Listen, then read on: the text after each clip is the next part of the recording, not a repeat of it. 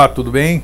Você sabe que nós temos aqui à disposição, contando já com o programa de hoje, 218 programas mosaicos do novo ciclo com o nosso querido amigo e irmão Jorge Antônio Ouro. Esses 218 programas e mais 250 áudios em MP3 estão aqui num HD que a gente coloca à venda para ajudar na manutenção do Vida Inteligente. Então, nesse HD estão os 10 anos de Vida Inteligente com Jorge Antônio Ouro, a série Mosaicos do Novo Ciclo, os 218 programas que a gente fez até hoje e mais os 250 áudios, incluindo os do Mosaicos do Novo Ciclo e mais a participação do Jorge Antônio Ouro na série Vida Inteligente Interativo. Então você pode contato, veja aí embaixo, contato@vidainteligente.tv.br e consultar sobre o valor e condições de pagamento.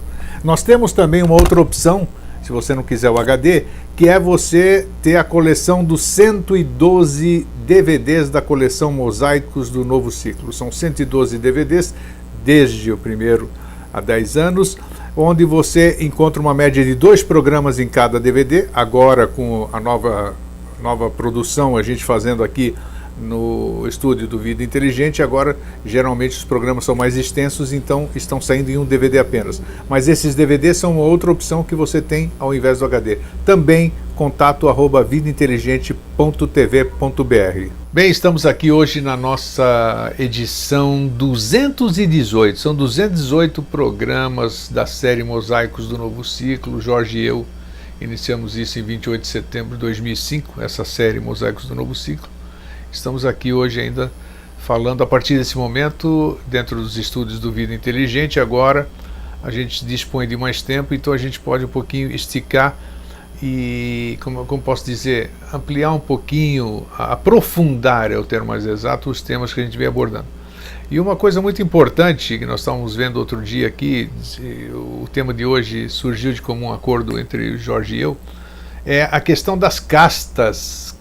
Hoje quase ninguém sabe, eu também não sabia, a questão das castas. A gente ouve falar sobre isso, não, porque na Índia tem castas. E a gente sempre interpretou assim como, sem saber a profundidade disso, casta é uma família que domina uma certa região, essas coisas assim, raças, castas, Então achou-se por bem a gente esclarecer essa questão, porque ela é muito mais profunda e muito mais importante. Vocês viram na própria chamada que eu fiz aí na internet, né, que são 4 raças, não sei o que, tal, é importantíssimo isso, né? Agnisvatas, Barixades, Jivas e N coisas que nós vamos falar daqui a pouquinho. Então é um assunto importante e muito extenso. Esperamos, mais uma vez, tentar levar o esclarecimento, e se a gente não conseguir isso, pelo menos dar subsídios para que vocês possam depois continuar as suas pesquisas. Como é que você está, Jorge? Tudo bom? Estou bem, tudo tranquilo. Que bom receber você aqui de novo. Obrigado. Agora que nós estamos aqui no nosso estúdio, aqui no nosso cantinho do Vida Inteligente. Segunda vez que a gente faz o programa. Segunda vez aqui, então. E, Jorge, eu andei pesquisando, porque na internet em si, no Google, tudo isso aqui, você vai ver coisas superficiais. Você entra na Wikipédia, você entra assim, você não acha a profundidade da questão. Mostra-se que as castas realmente eram classes aqui, que você vai falar já, né? São 4 classes diferentes que representam uma série de atividades, é interessantíssimo. Mas, também consultando outro material que eu disponho, eu vi que a coisa aí já é mais profunda, mas isso você já não acha na internet, né? Então é isso que nós vamos falar hoje. Jorge, então, eu não sei se você quer mandar algum recado para alguém? Não, só dar agora não é uma boa noite, é um dia. Hoje é um bom dia. Um abraço a todos. É isso que a gente não tem mais hora. É muito bom estar aqui, né? de volta, e espero que seja um tempo de vida bem utilizado para quem for assistir, né? Isso. Ou ouvir, né? Ou ouvir ou assistir, exatamente. Então nós temos agora também, lembrando, né, que nós estamos agora dia 20 de janeiro hoje, né? 21 de janeiro hoje, quinta-feira. Nós temos agora em fevereiro próximo, que convenção que é? 60ª alguma coisa? Como é que é? Que número que é a convenção? Você não sabe também, sei, né? Não. Então tem a Convenção da Sociedade Brasileira de Eubiose em São Lourenço, convenção anual, para a qual todos estão convidados. claro que limitados às suas respectivas permissões, mas digamos assim. A maior parte das atividades é aberta. É aberta, né? Então, só não pode participar de parte ritualística, essas coisas. A parte esotérica e mas está aí, está em tempo de vocês comparecerem no período, acho que vai começar, o dia 24 cai numa quarta-feira, se eu não me engano, então a partir de domingo já tem atividade, vai até quarta-feira. Então é interessante, São Lourenço tem uma capacidade hoteleira grande, mas sempre é bom, nessa ocasião enche, então é melhor você se programar desde já, caso você queira conhecer as pessoas. Eu pretendo estar lá, o Jorge também vai estar lá, então todas aquelas pessoas que a gente conhece virtualmente, tem uma grande oportunidade de a gente se rever, uma grande festa de confraternização. Além do fato que é relevantíssimo, né, na minha opinião, que é para aqueles que nunca foram a São Lourenço, né, irem conhecer a cidade onde é a sede da sociedade, né, onde tem o templo principal da sociedade. A cidade é lindíssima, eu já estive lá, antes de conhecer a SBE, eu já estive em São Lourenço, tem as águas termais, a cidade é muito bonita, muito conhecida, né? O turístico é muito interessante, né, é uma cidade muito aprazível, boa para quem quiser descansar. E do ponto de vista esotérico, filosófico, São Lourenço é o olho do mundo hoje, né? De onde emana todo o controle do que está acontecendo. Então, né? Lá também tem a famosa montanha Moreb, né? Que também ali e tal. Então tem muitas coisas que você só vai poder sentir estando lá, né? Ver você vai ver alguma coisa, sentir você vai sentir bastante. Que é uma experiência única, cada um que vai aí exato, é claro, cada um sente e percebe coisas diferentes. Exatamente. Jorge, então, questão de castas. Então, primeiro só um comentário, que você falou que daí tem algumas coisas não tem na internet, né? Então, eu queria saber, acho que anteontem, não sei, uma data de uma conversa que a gente tinha tido para informar para o Laudelino, que é o diretor de divulgação da sociedade, Sim. a gente tinha conversado. Daí eu fui procurar no canal no YouTube, onde é que tem os programas, que é o canal do Fernando, Isso. meu filho, né? E aí, um vídeo que eu estava vendo se era aquele, daí eu fui ver os comentários, eu nunca vi, foi a segunda vez que eu acessei o canal. Tem uma série de comentários, alguns vídeos, né? Então foi a segunda vez que eu acessei o canal do YouTube, né, para ver. E nunca vi os comentários. Tinha vindo uma vez só porque a gente já tinha comentado sobre um comentário e daí eu fui ver do que se tratava, Sim. né? Mas daí eu achei um comentário muito engraçado no sentido literal mesmo, né? Porque aí a pessoa diz assim, eu assisti o programa sobre tal assunto, né? Mas eu queria saber, eu acho que isso tudo é só opinião pessoal do Jorge. Eu queria que ele me falasse em quais livros sérios ele consultou esse tipo de coisa. Aí eu ri um monte, né? Claro, quais livros sérios, né? Me diverti um monte, né? Porque livro sério, né, assim, se pressupõe assim, você tem um livro academicamente reconhecido e editado e lido por milhões de pessoas e que não leva ninguém de nada para lugar nenhum. Isso. Essas coisas assim, né? Então esse conceito de só ser verdadeiro, né? O que é academicamente aceito, né? Ou o que é imposto por hábitos e costumes, né, geralmente sendo originado pela mídia, é uma coisa muito engraçada, né? Com certeza. E daí fica como assim, como se diz em Portugal, a sardinha tentando morder o próprio rabo, né? Que você fica naquele circuito ali assim, e você só se alimenta com as migalhas que te dão, né? E a gente daí nasce cego, morre cego e não muda nada. No fim das contas, você conseguiu a data que você queria ou não? Consegui, sim. Conseguiu, né? Mas você também não perguntou para mim, né? Tem que oportunar com isso. Né? Não. E essa questão, você tocou num assunto interessante. Foi bom ter ido lá para ver. Essa semana, um querido telespectador, amigo e irmão, ele disse assim, puxa, vocês tinham que escrever, assisto o programa de vocês, bacana, maravilhoso, mas eu queria ver uma biografia de vocês dois, né? Biografia? Tanto minha como sua. Porque ele disse, puxa vida, essas informações aqui que são trazidas, isso aqui, olha, biografia minha, tem que ver a biografia do jovem aqui, do Jorge. A minha não tem nada. E perguntam, quem são essas pessoas? Essa que foi a pergunta. Quem são essas pessoas que traz esse tipo de informação? Qual é? Sim, que direito que... Não é só que direito. De onde eles tiram esses negócios aí? Quem são? Mas isso a gente sempre explica, né? Mas a gente nunca deu formação. A formação acadêmica eu acho que não tem. Não tem, pois exatamente, quer dizer, assim, se você é graduado nisso, naquilo, pós-graduado nisso, naquilo, trabalhou nesse lugar, não sei o que e tal. Para essa atividade que a gente faz, não tem relevância nenhuma. Não, realmente. Se eu tenho pós-doutorado ou Pode se te eu não tive a ajudar. oportunidade de ir na escola, não faz diferença nenhuma. É porque a gente não traz a coisa acadêmica, né? O que a gente faz é compartilhar a experiência que a gente tem, e aí vem essa questão, quem nós somos, né?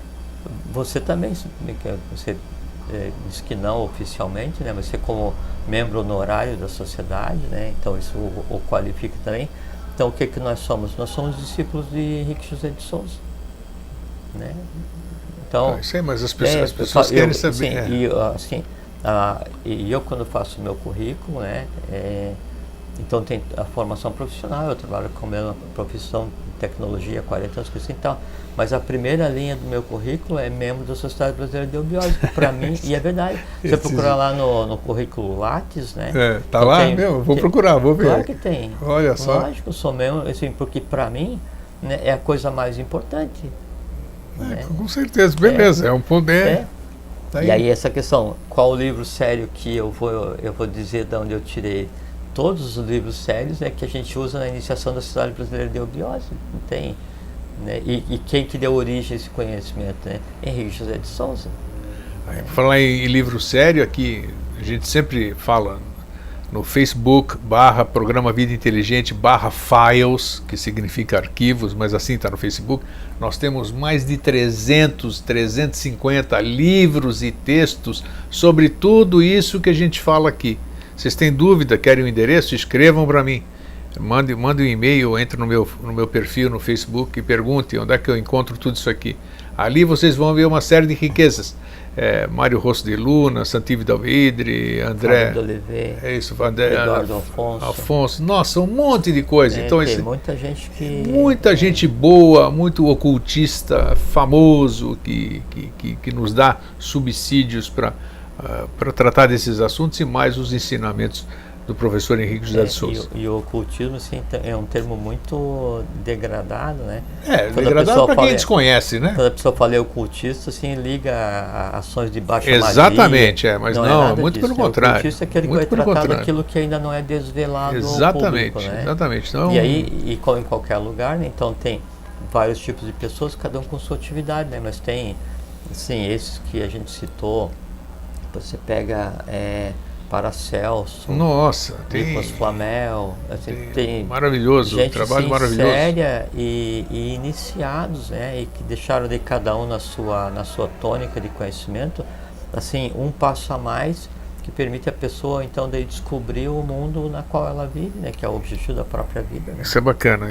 Então E é importante essa questão de você buscar o conhecimento, buscar a iniciação, independente de qual lugar que você vá, né, porque assim, em algum momento esse véu espesso da ignorância que turva a nossa visão, ele tem que sair, né? Assim, por exemplo, você vai dedicar um dia da tua vida para estudar a antropogênese, mas com uma base no conhecimento sério.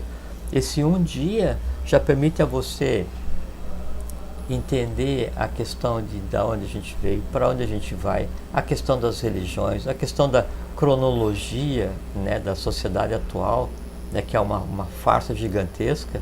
Então, esse um dia de vida já te dá uma visão completamente diferente. Agora, se você pegar e dedicar um pouquinho das horas do teu dia, todos os dias, para você buscar um conhecimento que seja diferente daquele que é colocado à tua disposição todos os dias, isso aí contribui para que você tenha uma vida melhor, uma vida mais pacífica, né? Porque senão você fica naquela angústia, assim, não sei de onde eu venho, não sei para onde eu vou, não sei quem eu sou, não sei quem é meu pai, não sei quem é minha mãe, não sei qual o trabalho que tem para fazer na vida, não sei o que tem antes da vida, não sei o que tem depois da vida. Na verdade, assim, eu não sei nada. Então, se eu não sei nada sobre alguma coisa e eu estou inserido nessa alguma coisa, o sentimento natural é a angústia. Quando a angústia não é aceita, né, como um sentimento natural, e eu não procuro ver as razões dessa angústia, aí gera a revolta. a revolta gerada, ela tem que se ancorar em alguma coisa. Como a Isso revolta aí. gerada, ela é gerada pelo fato do desconhecimento total do mundo no qual eu estou inserido, a âncora que a revolta vai buscar é aquele que está mais perto, né? Então você vai e se revolta contra esse, contra aquele, contra aquilo. Que a gente E tem aí visto você passa muito a hoje, né? exteriorizar, A gente tem visto passa muito a hoje. exteriorizar o ódio, a antipatia, o antagonismo, né? E aí você se afunda, E as pessoas né, não entendem mais o processo, ainda nos né? próprios medos, né? E um conhecimento simples, básico, né, contribuiria para que as pessoas se tornassem mais pacíficas, né, mais conscientes e pudessem viver a vida plenamente, né, Com que certeza. é o objetivo da iniciação. A iniciação é permitir que cada um viva a sua vida de maneira plena, vírgula, com paz.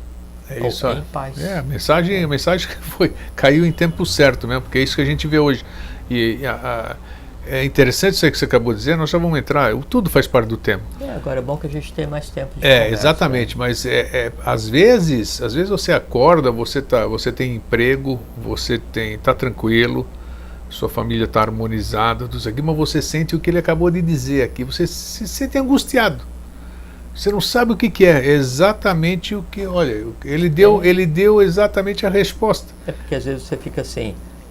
Você não entende os porquês, mas está aí. Está tudo certo, mas eu não sei o que está errado. Exato. Mas tem alguma coisa tem errada. alguma coisa errada, aquele feeling, aquele sexto sentido que a gente diz. E você sabe que quando a pessoa ainda chega nesse ponto, já é uma dádiva evolucional, porque a maior parte das vezes a pessoa daí não percebe isso e passa a vida inteira alimentando desejos, desejando ter novos desejos, para daí na busca de satisfazer esses novos desejos, ela então esqueça ou oculte, né, essa angústia de não saber nada a respeito de si mesmo, nada a respeito da própria vida.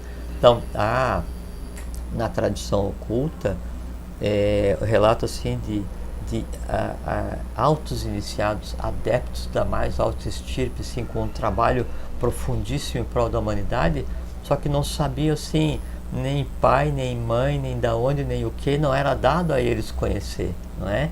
E conheciam só o trabalho a realizar. E chegava um ponto da vida humana, né, que o sentimento mais agudo era a revolta. Não, e sem uma dúvida, revolta por uma claro. coisa simples, por não conhecer a sua gênese, né? E imagina daí nós, seres humanos normais, né, não conhecemos nossa gênese, não conhecemos nossa origem, não conhecemos nosso corpo, não conhecemos nossa alma, não conversamos com o nosso próprio espírito, nossa alma não conversa com o espírito, eu não sei para onde eu vou, não sei de onde eu vim, não sei o que eu tenho que fazer, então é um monte de interrogação. Com certeza, N, tudo aquelas coisinhas. Não, e aí fica assim, mas a vida é uma coisa sem sentido. Claro que é sem sentido, você não se esforça em buscar o sentido.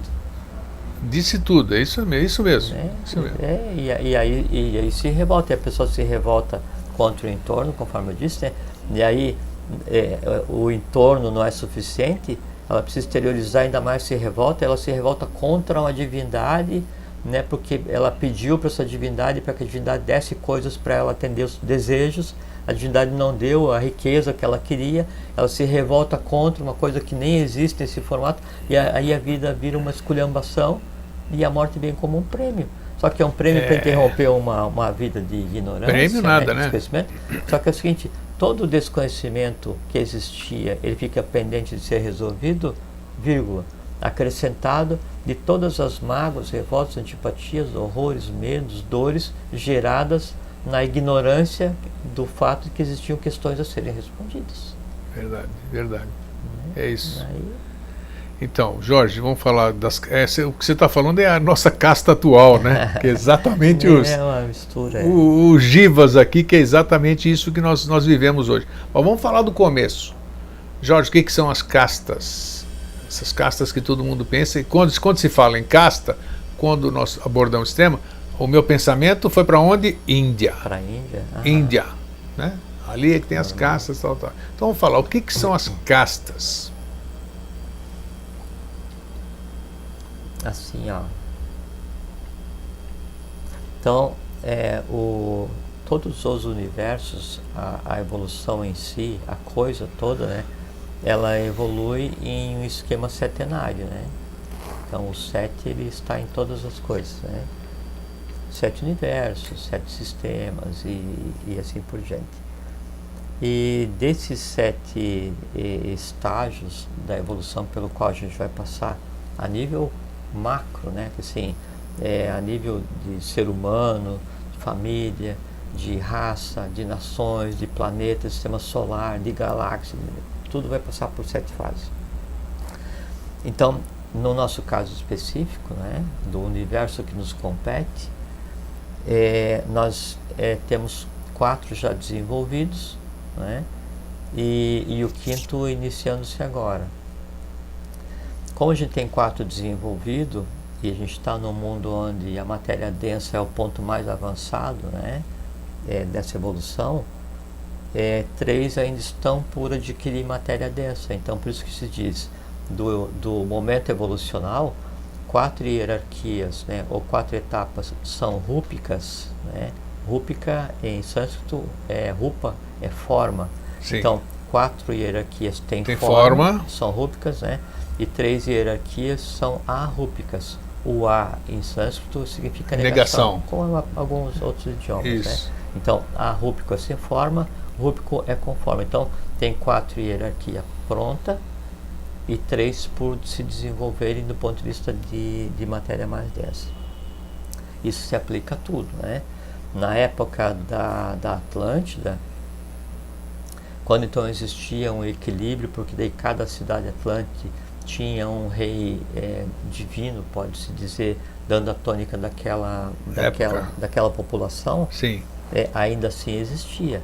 4 cidades prontas, né, então fisicamente existentes, né, e 3 cidades com o potencial que seria o porvir, né, que seria a 5ª raça, que corresponde ao 5º sistema, a 6ª ao 6º sistema, a 7ª ao 7º sistema. Nessas 4 cidades-estado da Atlântida que existia e que abarcava praticamente o mundo todo, então cada uma cidade ela tinha uma tônica, né, evolucional diferente, um formato físico diferente, né, e a evolução acontecia ao mesmo tempo, né. Então tem a primeira cidade, a cidade dos sem forma, né, dos bóreos. A segunda cidade ainda, a cidade dos sem formas, mas já com densidade, dos hiperbóreos. A terceira seria dos lemurianos, né, e a 4ª seria a própria tônica dos Atlantes. Então, assim, cada uma cidade atlante, ela tinha o tipo físico da raça ao qual, né, ela estava ligada, e do planeta ao qual ela estava ligada, esse tipo de coisa assim. E 3 para se desenvolverem. Quando houve a queda da Atlântida, né, e tem uma coisa que é muito interessante, que assim, excetuando-se a questão do deicídio, que é do sacrifício da divindade que aconteceu na época da Atlântida, quando as cidades se revoltam contra a 8ª e sacrificam a divindade, no geral, né, a degradação a que chegou a Atlântida, né, ela não chega aos pés do que acontece hoje no mundo. Opa!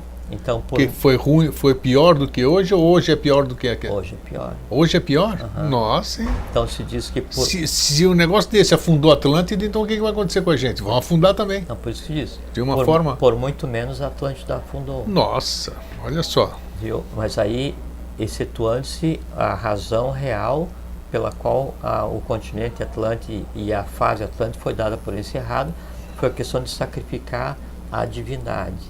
Então, a parelha... Quem seria a divindade hoje? Vamos trazer isso para o mundo atual, aproveitando a conversa. Existia uma divindade, realmente existia na Atlântida, existia. Fisicamente, exatamente. E hoje essa divindade representada no mundo de hoje seria o quê? Por analogia. Maitreya, 1949 para cá. Ah, tá. Então, mas ele não se manifestou, ele não apareceu publicamente, tal. A gente conversou outro dia, não adianta ele aparecer publicamente, porque se ele vier aqui no Vida Inteligente conversar contigo, vamos supor, né? Sim. Aqui ou qualquer programa na TV, ele vai dizer, não, eu sou Maitreya. Ele vai ser preso, apedrejado, ridicularizado. Ridicularizado, ele vai tentar impor a paz no mundo. Aí vai morrer ele e todo mundo que for junto. Então, a gente está em um Entendi, processo... Maitreya, então, tá bom. A gente está em um processo de preparação da ambiência para que então ele se manifeste, porque enquanto consciência, enquanto ciclo, já está começado, né? E todas as vezes que a divindade se manifestou na história humana, então houve o sacrifício, houve a morte. O caso da Atlântida foi o que levou ao fundamento. Não quero te cortar, mas precisamos fazer uma parte. Então, se isso aconteceu na Atlântida, acabaram com a divindade na ocasião, tudo isso aqui. Hoje nós estamos no novo ciclo, né? Aquilo que você falou. Naquele no limiar. No Deambar, que é a expressão que usa o professor, essa pororoca, né, que eu chamo aqui, né? O velho com o novo, essas coisas todas. Assim que coexistem, mas não se misturam. Exato, né? Porque exatamente. o novo para o velho significa extinção. Sim, sim. Então eu pergunto o seguinte: se isso derrubou, como então, se hoje está muito pior do que aconteceu na Atlântida? A pergunta é então, não existe a mínima condição, e a gente vê a tendência a piorar pelas notícias da mídia. As notícias da mídia não são verdadeiras. Tem muita coisa maquiada ali, nem vamos entrar nessa questão. A mídia, assim, a grande profissão da mídia é propagar o mal. Perfeitamente. Coisa boa não dá ibope. Não, a grande profissão é propagar o mal. Porque Isso o mal, né, por incrível que pareça, ele gera lazer, né? E o mal combinado com o lazer em assistir o mal é que daí permite a entrega à dominação. Mas aqui nós já estamos falando há 10 anos, aí entra um outro modo, o ser humano se alimenta de tudo isso que a mídia está oferecendo para ele. Adora ver isso aqui. Bom, então a pergunta é essa. Então, com essas condições, então não existe a mínima ambiência, que você usou, acho que esse termo agora há pouco, para Maitreya se manifestar. Não, mas a diferença é sim, Ingrid. Qual é a diferença? A diferença é sim. Na época da Atlântida, a divindade, você parte de uma situação de equilíbrio para uma situação de desequilíbrio. Sim, tanto é que afundou tudo, acabou tudo, destruiu. Então, foram 4 cataclismos, né? O último foi quando Poseidon se afundou, que já era só o resíduo atlântico. Os remanescentes atlânticos já estavam espalhados pelo mundo inteiro, degradados, né? Tentando recomeçar as civilizações, né? E aí, exatamente por causa desse ir e vir da Atlântida para frente, para tentar restabelecer a lei, chegou num ponto em que daí, então se definiu ações para que voltasse ao equilíbrio Atlante, né? Mas com a diferença de que com mais consciência. Então, antes você estava em situação de equilíbrio e inconsciente e você partiu para a queda. Agora você está vindo de um processo de queda, né? De mais de 1 milhão de anos, né? Sim. E você inicia um processo de ascensão, onde é dado por encerrado um ciclo e começa outra. Então a diferença é que daí, no caso da Atlântida, você estava no meio de um processo. No nosso caso, chegou no final de um processo ligado ao ciclo novo. Então, o novo ciclo para o passado, ele é avassalador. Sabe assim, porque ele transforma tudo, né? Transforma a todos. É esse o momento que a gente vive agora. E essa aqui é a certeza que a coisa toda ela vai dar certo, né? O que acontece hoje é que assim, a gente está vendo os resíduos, né, de um ciclo que termina, e a Atlântida, na época da Atlântida, você está na metade de um processo. E os impactos da queda atlântica, que tem a ver com o que a gente vai conversar hoje, né, então eles vieram piorando ao longo do tempo, e hoje as razões que levaram à queda atlântica, a propagação da ignorância, do desconhecimento, do mal, as coisas assim, ela está no seu ápice, porque é o fim do ciclo. Então, de lá veio crescendo, né, e é o que a gente vê hoje no mundo, o mundo convulsionado. Só que daí, ao mesmo tempo, para que isso fosse resolvido, o que antes era feito à luz do dia na Atlântida, que era a profissão de professar, né, a lei, o equilíbrio, a paz, a harmonia, isso foi tornado oculto, e a profissão, né, do equilíbrio, da busca da lei, da paz, da harmonia, continuou sendo feito, né, para a humanidade, por alguns da humanidade, e agora foi devolvido à humanidade para que a humanidade inteira, então, tenda a encontrar um equilíbrio, o qual ela jamais teve. Você está falando de equilíbrio, e antes do programa começar hoje, nós estávamos conversando, né, nos bastidores aqui, exatamente sobre isso. O equilíbrio, você está falando de sociedade, uma série de sociedades trabalhando pelo equilíbrio, né? E nós cada uma a seu tempo, né? Cada uma a seu tempo. Sempre uma coordena, né? Isso, mas então vamos falar disso aqui, dessa questão aqui. Tudo está dentro do tempo. Como, não fica meio... A gente está vendo que até as próprias sociedades, até as próprias escolas de iniciação têm os seus problemas internos. As pessoas precisam se resolver. Faz parte também do processo, quer dizer, as escolas que as escolas, as sociedades que estão mantendo o equilíbrio, que ainda continuam com o espírito e com o conhecimento atlante, digamos assim, mas só para fazer uma referência. Ainda as pessoas que fazem parte disso não se entendem ou têm os seus próprios conflitos. Isso faz parte do processo? Sim, veja que você usou o termo escola de iniciação. Sim. Se é escola, pressupõe-se que todos estão aprendendo o tempo todo, primeira coisa. Segundo, uma escola de iniciação é um grupo de seres humanos tentando administrar e propagar uma coisa divina. É natural que daí haja um entrechoque, um atrito, porque você tem que daí aprender ao mesmo tempo que você compartilha. Você tem que se transformar ao mesmo tempo que você tenta transformar. Você tem que compreender ao mesmo tempo que você tenta compartilhar a compreensão. É natural que daí não haja a perfeição, né? A busca da perfeição, ela é interna e externa, né? E aí por isso tem que se ter muita paciência, faz parte. Tá, então essas escolas de iniciação não seriam elas, por exemplo, que estão trabalhando na harmonia que nós estávamos falando agora há pouco. Não, Grego, sim, são elas. Só que assim... Mas com pessoas assim, ainda com seus processos, deve ter gente... Vamos voltar para aquele lugar lá onde nós começamos, Índia e Tibete. No Tibete, a gente, pelo menos o que a mídia nos mostra, que as pessoas que visitaram, os monges, aquelas pessoas, são pessoas que realmente são despojadas de tudo. Deve ter os seus problemas internos, cada um tem os seus problemas, sei lá, né? Mas são pessoas que se dedicam a isso e realmente não buscam conflito, não estão no meio de conflito, tudo isso aqui, eles estão se dedicando ao que eles acreditam, sei lá, cada um na sua coisa. Então existem seres especiais nesse aspecto, né? Você abre mão de tudo, tem lá o seu cantinho, o seu convento, seja lá o que for. Então esses sim, esses não vivem, eu tenho certeza que esses não vivem em conflito com ninguém, a não ser com eles próprios, acredito. Quer dizer, então esses têm toda a condição. Mas você veja que... Você entendeu o que eu quis dizer ou não? O conflito, perfeitamente. O conflito ele é elevado, né? Você pegar Tibete, Nepal, então aí os países... Que eles estão tá lá os... É coisa que não nos compete, né? Mas é que a questão assim, se há uma palavra que você pode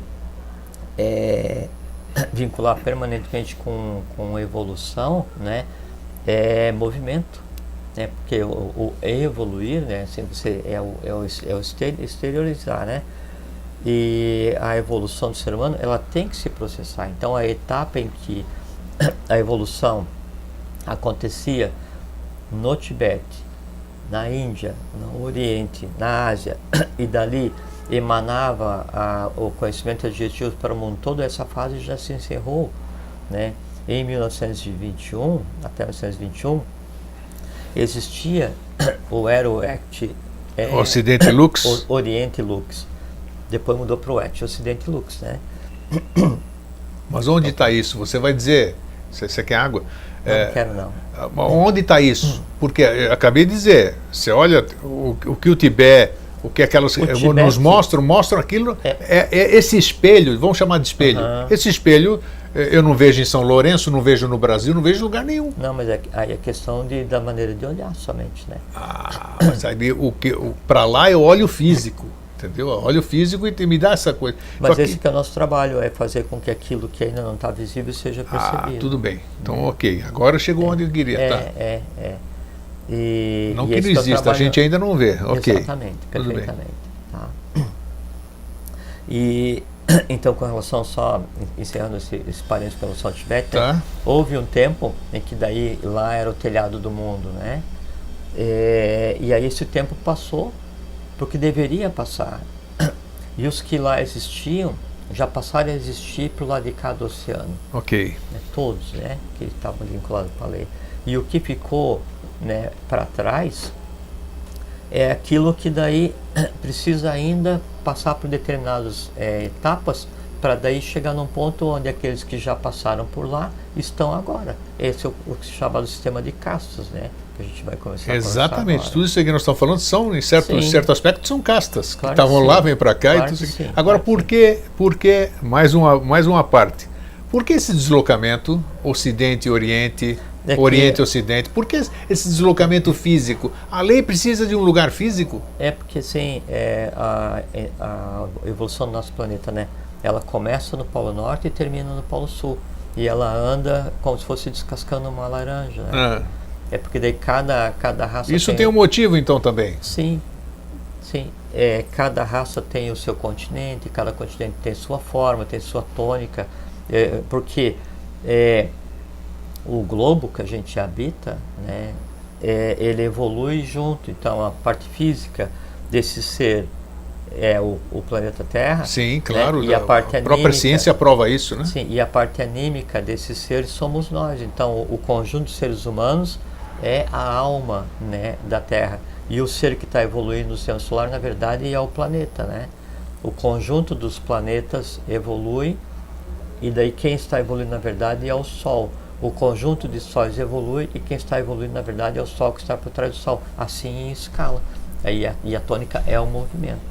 Porque eu vi recentemente aqui, eu fiz essa pergunta porque saiu um dia desses daqui, eu vou ver se depois o Fernando consegue eu me lembrar e ele consegue colocar na nossa edição.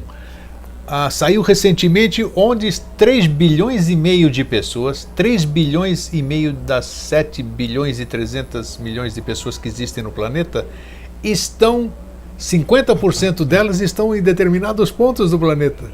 É interessantíssimo isso aí, não sei quem foi fazer isso aí, mas foi brilhante. Então você vê um planeta gigantesco, que é o planeta Terra, né? Vamos falar dessa... Entupido e vazio. Perfeito! Todo mundo concentrado naquele cantinho. Essa foi a razão da minha pergunta. Por que essa concentração? É que o local onde vai passar a evolução, ele tem que ser preparado para.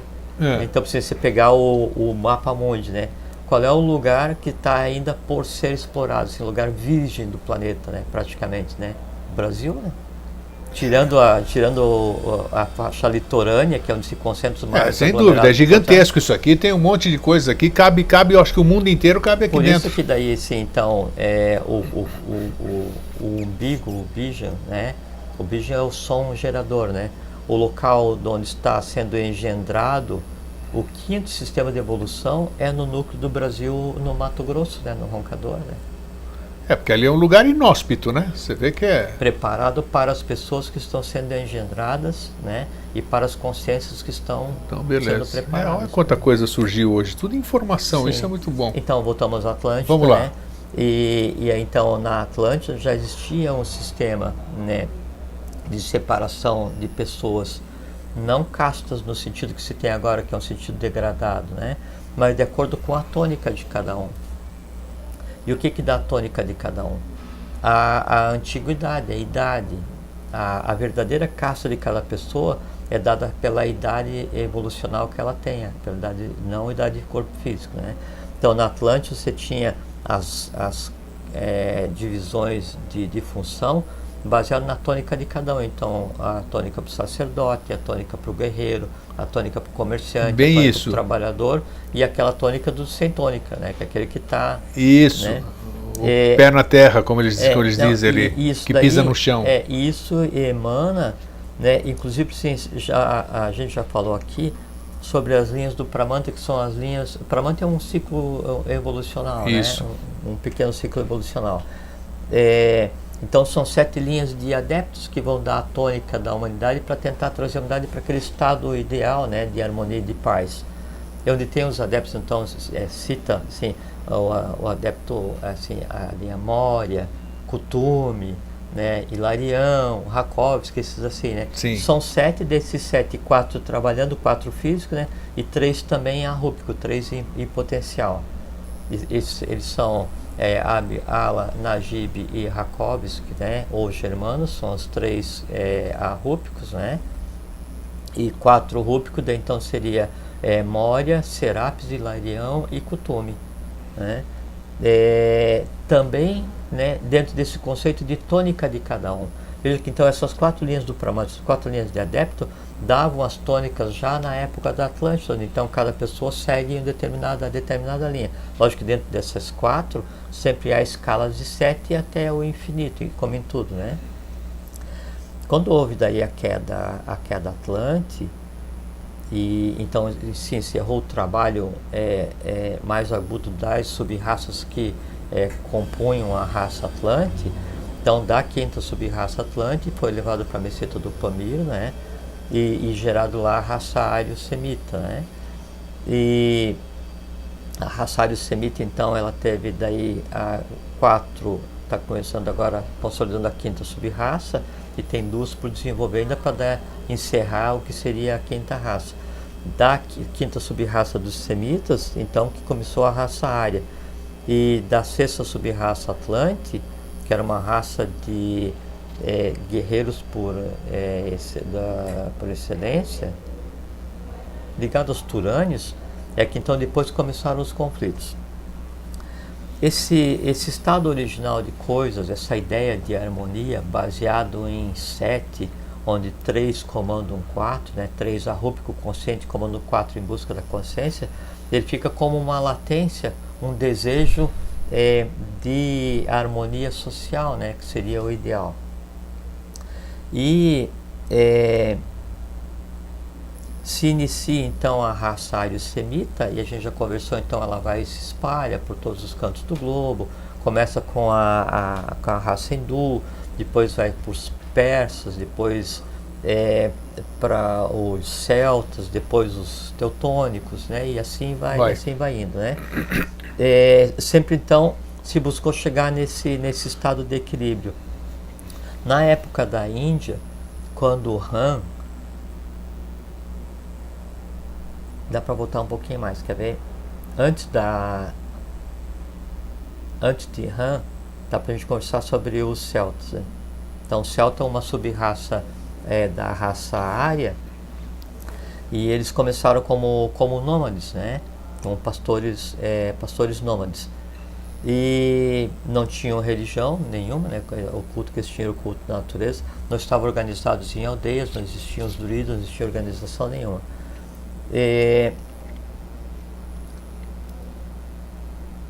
Só que nesse período em que os celtas se desenvolviam, estavam começando a se desenvolver, da mesma forma e ao mesmo tempo, se desenvolviam as demais sub-raças da raça semita, e coexistia com os remanescentes da Atlântida, né? Aí existindo aqui nas Américas, né? Incas, astecas, toltecas e os índios, né? Todos eles, e coexistiam com os remanescentes dos lemurianos, que eram os vários povos da raça negra que habitavam o que a gente chama hoje de África, né?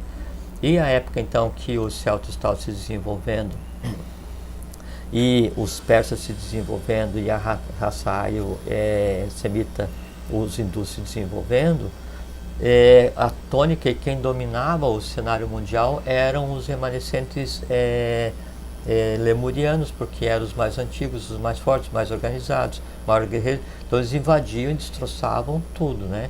E era uma coisa interessante, muito comum. Quem que eram? Eram os, mas não, aí já é muito antigo. Eram os mongóis ou não? Mas muito além disso, né? Você está falando bem lá para trás. Mongóis, isso aí, né? Isso já é uma descendência atlântica. Sim, né? Tá. Os remanescentes da raça da Lemúria são os negros, a raça negra, que daí então os vários povos que viviam na África que a gente conhece hoje. Sim. Né? E era muito interessante porque eles invadiam o que a gente chama hoje de Europa, e aí eles, assim, o que não era dizimado era escravizado. Então, populações inteiras de celtas, dos brancos recém-formados enquanto nação, né, eles eram levados para a África escravizados, no movimento inverso. Puxa, ao que depois exatamente aconteceu. Por isso que sempre quando a gente vai analisar a história do mundo, da humanidade, a gente tem que se afastar um pouquinho do tabuleiro para compreender como a lei joga, né? Como a lei opera. Então nunca é certo e nunca é errado, sempre é o equilíbrio, a busca do equilíbrio e a necessidade, né? Daí chegou um momento em que daí os celtas, eles passaram a ter a necessidade de se organizar para sobreviver e se transformar numa casta eminentemente guerreira, e aí dá para usar o termo casta também, e passaram a ser temidos porque eles eram, até por ter aprendido, né, a sobreviver durante séculos e séculos, né, em guerra com os... na época os celtas conheciam e se referiam aos povos africanos como sudeanos, né, e até hoje na história esse termo ainda ele é mantido. Então a guerra através dos séculos contra os sudeanos, né, e a morte assim, em grandes extensões, né, de se eles levarem então os celtas a se aprimorarem e serem assim, guerreiros exímios, né, e eles nasciam, né, para a guerra e desejavam morrer pela guerra, né, e aí chegou a um ponto em que a Europa, que era dominada então pelos sudeanos, ela passou a ser dominada novamente pelos celtas. Eles expulsaram os povos negros de volta para a África e tomaram conta do que a gente conceitua hoje como Europa, só que de maneira desorganizada. Daí então chega um momento em que há uma divisão nessa organização dessa sub-raça ária dos celtas muito nítida, que é a seguinte, e seria uma primeira colocação do que seria o sistema de castas no Ocidente, né? Então há uma casta dos guerreiros, né? E em celta a casta dos guerreiros é chamado Leite, L-E-Y-T, de onde depois derivou o termo elite, que a gente chama. Sim, olha só que interessante. Havia uma casta uma classe, né, dos trabalhadores chamado Volks, que depois derivou para o Volks, né? Então, inclusive muitas das palavras do celta derivou e permanece hoje no alemão, né, onde Volks ainda é popular, sim, né? Onde o nome da fábrica de carro, Volkswagen, né, carro popular, né? E aí tinha uma terceira classe de pessoas, que eram aqueles que daí não eram os guerreiros, né, não eram os trabalhadores, mas eram aqueles que daí tinham por função organizar os alimentos e prover, né, o necessário para os guerreiros, né.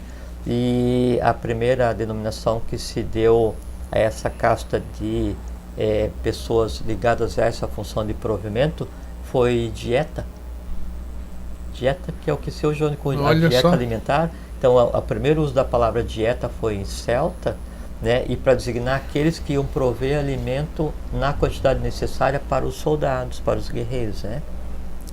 E essa dieta ela era formada por aqueles que não podiam guerrear, né, e por aqueles que não podiam trabalhar. Então eram os mais antigos. Então sim, os mais velhos aptos a, né, eles eram então agrupados e chamados de conselho da dieta. Esse conselho da dieta formado pelos mais antigos foi o que originou depois todo o conceito do Senado romano e essa coisa dos mais antigos gerirem, né, começou com essa questão do celta. E havia daí uma quarta classe, que era aqueles que não estavam aptos a fazer nada, nem trabalhar na dieta, nem eram leite, nem eram Volks, né? Esses eles não tinham nome, né? Não tinham nome, para dividir em quatro. Mas e tinha uma quinta separação, que é o seguinte: eram as mulheres, que nas sociedades antigas, sociedades guerreiras, as mulheres elas eram desconsideradas integralmente, e a elas não era nada a não ser a função de gerir, procriar, né? E eram assim, e diz a tradição que daí na época dessa raça específica que a gente falou dos celtas, né, e era tônica, chegava em determinado ponto que as mulheres eram sacrificadas porque não tinham mais função nenhuma, utilidade, digamos assim. E é uma coisa muito interessante como é que a lei trabalha, né? E sempre foi assim por muito tempo. Daí, então, os celtas escolheram um conceito dessa tradição do primeiro chefe guerreiro, e eles deram o nome desse chefe guerreiro de Hermann, né? Ou German. E esse primeiro chefe guerreiro, German... Os celtas e vikings é a mesma coisa ou não? Não. Não? Não. Tá. Os vikings, assim, tá ligado a outra sub-raça, e se veio mais para cima, mas derivado, né, com os vikings está ligado aos teutônicos. Os vikings eram guerreiros, né? Todos eles. Mesmo que a característica que você falou. Já como uma derivada, que daí essa desestruturação que a gente está conversando, ela é num ponto em que daí a Europa não existia nem enquanto povoado, né? Assim, o início da sua fundação, né? Aí, então, esse primeiro chefe guerreiro, o German, né, ele tinha por função conduzir os celtas. E esse primeiro Hermann, ou German, que foi escolhido, e que ele era o protetor do povo, a fonte da bondade e da harmonia, mais na frente, quando há uma degradação da raça celta, ele se transforma no mito de Thor. Sim, Thor, o famoso Thor, daí dos nórdicos. O deus dos nórdicos, ele tem início no celta, né? O primeiro Hermann, né? E aí ele se transforma no deus da guerra e o deus da devastação, né? E antes de começar a guerra em nome de Thor, né? Aí Thor e Freya, né? Que era a contraparte de Thor, né? Na tradição. Então os celtas, então a oração deles antes de começar uma batalha era prometer a Thor, né? Que nada ficaria vivo, nem animal.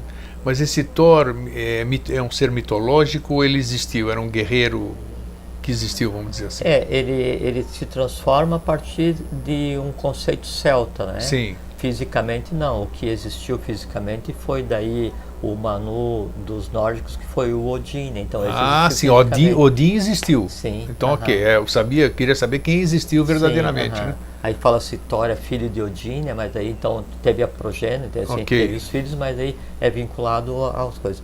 Então aí dessa separação de classe vem depois o conceito de elite, o conceito de povo, de população, de plebe, que é o que a gente tem hoje aqui no Ocidente de maneira degradada também.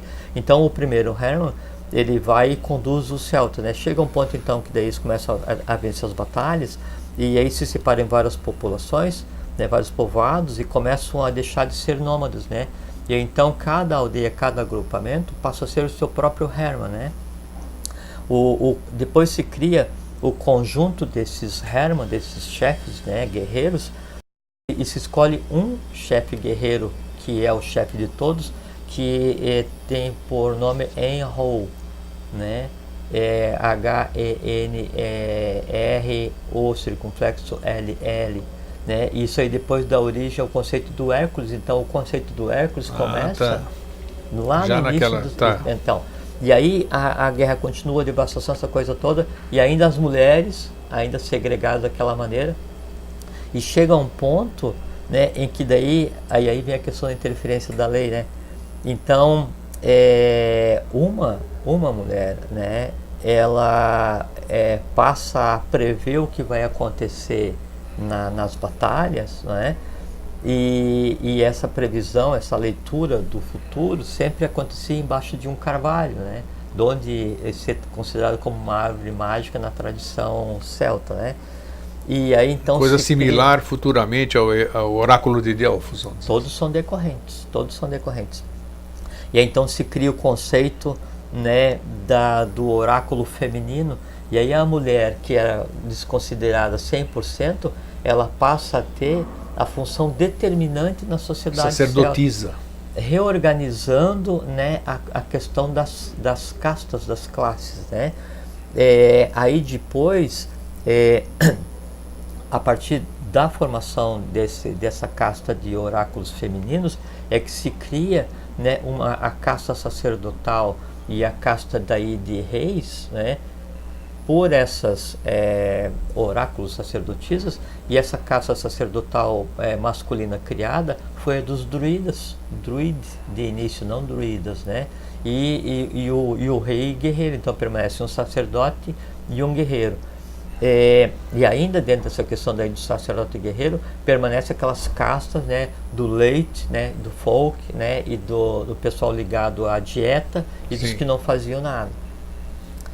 A casta daí dos druidas, ela evolui, né, e eles passam a definir toda a tônica da evolução da raça celta, e eles se propagam na Europa inteira.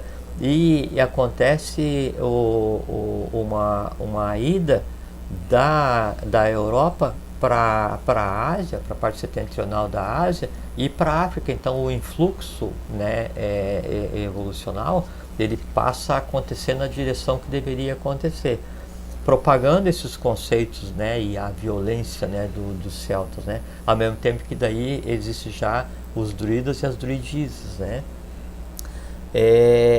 Na volta, veja como é interessante, numa dessas, assim, essas grandes incursões dos celtas, né, para a África, então na volta de uma dessas legiões, se pode chamar, para a Europa, então trazem uma doença, né, que depois vai praticamente dizimar a população celta, né, que era a elefantise. Sim, sim, né? sim. Um negócio horroroso. Sim, praticamente dizimou, né, os celtas todos. E aí vem a questão interessante. Do que fazia parte daí da classe ou casta sacerdotal dos druidas, então ele diz a tradição que ele tem um sonho, e aí num sonho aparece o primeiro Hermann para ele, né? E diz que de determinada árvore ele deve tirar a seiva, e com essa seiva fazer o remédio que daí então vai curar, vai impedir que se extermine, né, toda a população dele. Esse druida que daí então cura a raça celta, ele se intitula Ram, R-A-M, ou Lam, né? E Ram é carneiro, né? Daí inicia-se um processo de estruturação, né, da civilização celta, dos que sobraram, e é uma divisão assim, cada um vai e se estabelece, né? Aí se cria o Holland, o Deutschland, o Poland, então tudo que existe hoje, tem razão. então são as terras altas, as terras baixas, né? A terra do além das almas, né? Tem a terra onde ficam os negros, os pelasgos, que são os escuros, então toda aquela região ali, dos países que a gente conhece hoje, tem a região dos bascos, dos vascos, dos gascões, que fica aqui para baixo, né, perto do que é a Península Ibérica. Então tudo tem origem com essa pós-organização celta a partir do surgimento ou da aceitação desse druida como o sacerdote, ou que seria o grão sacerdote, né. E até então era professado na Europa, assim como na Ásia e na África, o culto à natureza, que depois degradou para o culto pagão, né? Pagão no sentido do culto à natureza. O culto Exatamente, pagão é um termo que a religião usa, né? Que é uma degradação, né?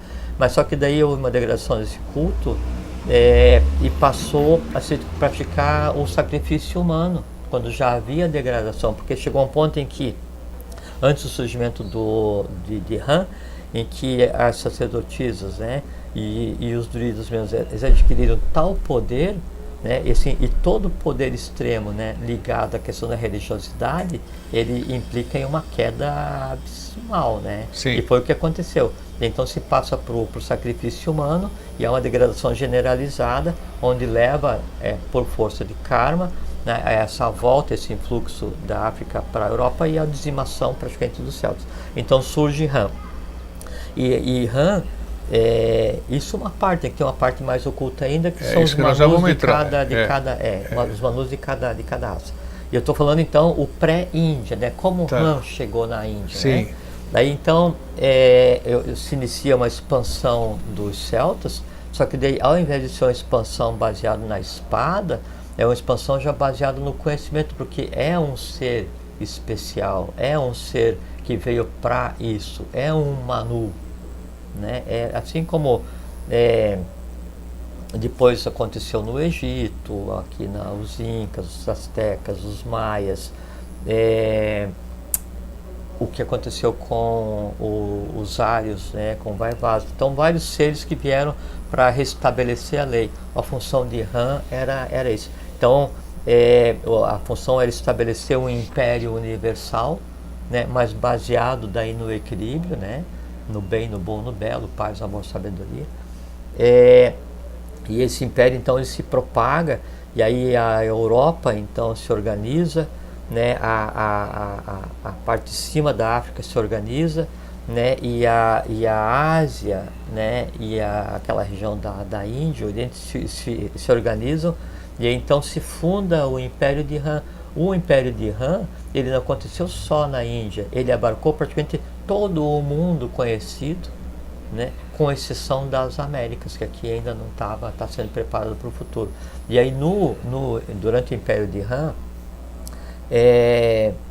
se cria o conceito de castas, que são essas castas conhecidas como existia na Índia. O sistema de castas na Índia foi abolido em 1947, mas então o sistema original de castas da Índia, né, que daí ele não era o degradado como aconteceu na questão dos celtas, nem era aquele que existia na época da Atlântida.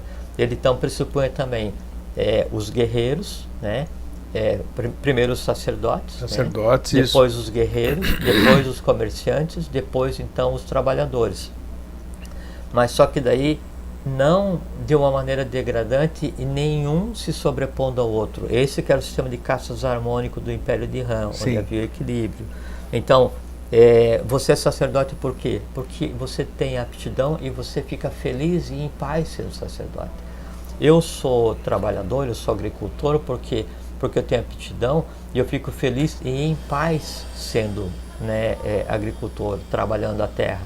Mas aí eu pensei, eu gostaria de ser guerreiro.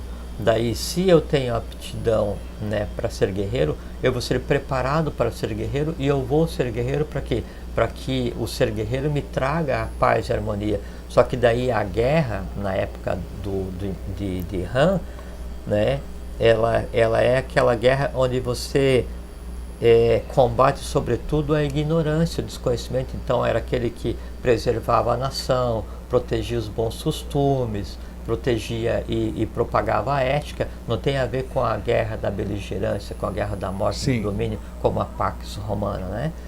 E todas as classes, né, viviam em perfeito equilíbrio. E como cada um se adequava a cada uma dessas castas que existia na época do Império de Han? Dependendo da idade de cada um, a idade evolucional. Porque se eu fico feliz, né, trabalhando a terra, é porque ali é o meu local. No momento em que eu quero deixar de trabalhar a terra e eu quero saber o que é a energia que faz com que a terra dê a vida a uma semente, né? Então aquilo pressupõe que eu estou preparado para uma verdade adicional.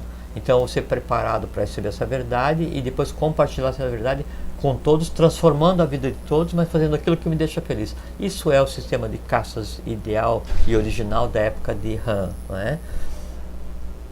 Na época de Han, se professava o culto solar, que depois no Egito foi o culto a Atom, e no caso dos tupis também, Tupi é o Deus único, e no caso dos egípcios, né, era Atom, colocado como Menófis 4, cada população ligada, né, à evolução pela mão direita, então cultuavam um Deus único, no caso seria o disco solar, o Sol, né? Porque se sabia das origens do Sol, o que é coisa que agora a gente tem começado a O cristianismo se baseou muito também para desenvolver em cima do... 100%, né? 100%, né? Então daí desse sistema de caça ele permaneceu por muito tempo e o Império de Han se espalhou, né, praticamente pela terra inteira, né? Para controlar, para propagar esse império, então existia em cada região, em cada país, um responsável por fazer o controle dentro daquele conceito que a gente conversou, que seria o rei ou o sacerdote, que era o mesmo que os celtas tinham, né? E que é o que também existia na Atlântida e o que existia no Império de Han. Quando termina o papel, o tempo de Han, do Han original, né, do condutor do povo hindu na superfície, a coisa começa a degradar na questão da religiosidade, que é sempre o foco onde acontece a queda, né? E daí o culto lunar, né, que era o culto solar, ele é degradado e passa a ser um culto lunar, e o órgão, a veneração desse culto lunar pelos chamados Ionídejas, né, era o Ione. E Ione é o nome que se dá ao órgão de geração feminino. Sim, tem razão, exatamente. E aí essa degradação, ela leva a embates, né, que daí são narrados nas epopeias da Índia, né, o Ramayana, a questão das guerras lá que narrada no Mahabharata, Sim. dos solares contra os lunares, né, os ataques dos Rakshasas. Daí os Rakshasas daí já tem a ver com os Turânios, né, que são uma derivada de uma sub-raça Atlante, e é ligado com o culto lunar. Então aquelas guerras de devastação, então se perde a paz, entra em desequilíbrio, aquela coisa toda, esse desequilíbrio se propaga e vira uma esculhambação generalizada, né? Na época dos celtas, então, quando já estava em um processo de degradação, essa separação de classes que funcionava perfeitamente em equilíbrio, então o rei guerreiro, o leite, é dado a ele o conceito de propriedade, e então é atribuído a ele assim, uma grande concessão de terra, né? E aí o leite, né, o rei guerreiro, ele divide essa terra que ele pertence em vários pequenos pedaços e dá cada pequeno pedaço para um Volk, para um conjunto de pessoas, né, onde se cria o conceito dos feudos, né? Tá. E aí o leite, o guerreiro, que não trabalha, passa a explorar aqueles que trabalham, que tinham que trabalhar, e uma parte dá para ele, que também é uma grande base para a degradação que vai acontecer no seu ápice na Idade Média, depois na Europa, né? Voltando então para a Índia, com essa degradação do Império de Han e a queda, né? Ou aí tem lá o que se fala do cisma de Irshul, né? Que também tem a ver com a queda do Império de Han, tem a ver com a criação a questão da criação do culto lunar. E aí, então esse sistema de castas que antes ele era harmônico, né? E a casta ideal adequada, ela era aquela onde cada um se encontrava em paz. Ela passa a ser uma casta degradada. Se não, você é sacerdote, aí você vai ser sacerdote, você é um Brahmane, né? E você só pode casar com um Brahmane, você vai ser Brahmane até morrer. Tem que ser, e não aí, podia misturar as castas. E para você que é comerciante, para você ser Brahmane, só na outra vida, quando você nascer numa família de Brahmane. Então se criou um circuito fechado com o objetivo de manter o poder, né? E o Brahmane, ele devia fazer o quê? Professar o conhecimento, o culto solar. O guerreiro devia fazer o quê? Professar a prática da ética, da proteção à nação, à família, à população. O comerciante devia fazer o quê? Devia fazer o trânsito dos bens, né, e valores, né, dentro da sociedade, e não valor no sentido de moeda, mas valor dos valores, que daí era a arte, o conhecimento, a estética, o belo, né? Sim. E o trabalhador era aquele que, então, ele criava a infraestrutura para que toda a coisa acontecesse, né? E ele tinha direito a tudo, né? Todos tinham direito a tudo. O Brahmane tinha direito ao que o trabalhador produzia, o trabalhador tinha direito ao conhecimento que o Brahmane produzia, né? O comerciante tinha direito ao trabalho e ao conhecimento e a ser protegido. Então cada um fazia a sua parte e era um único organismo. 4 partes conscientes coordenadas por 3 arrúpicas mais conscientes, que seria o equivalente à mente abstrata, né, a Budi e a Atman, essas 3 hierarquias arrúpicas, né? Com a degradação, então se encapsula, né, os seres humanos, né, e se isola aqueles os quais não pertencem a nenhuma casta, criando a casta dos párias ou Dalits ou intocáveis, né? Quando na verdade, conforme a gente disse agora há pouco, o que dá a casta de uma pessoa é o que ela tem na cabeça, né? É a idade mental dela, né? É aquilo para o qual ela tem aptidão.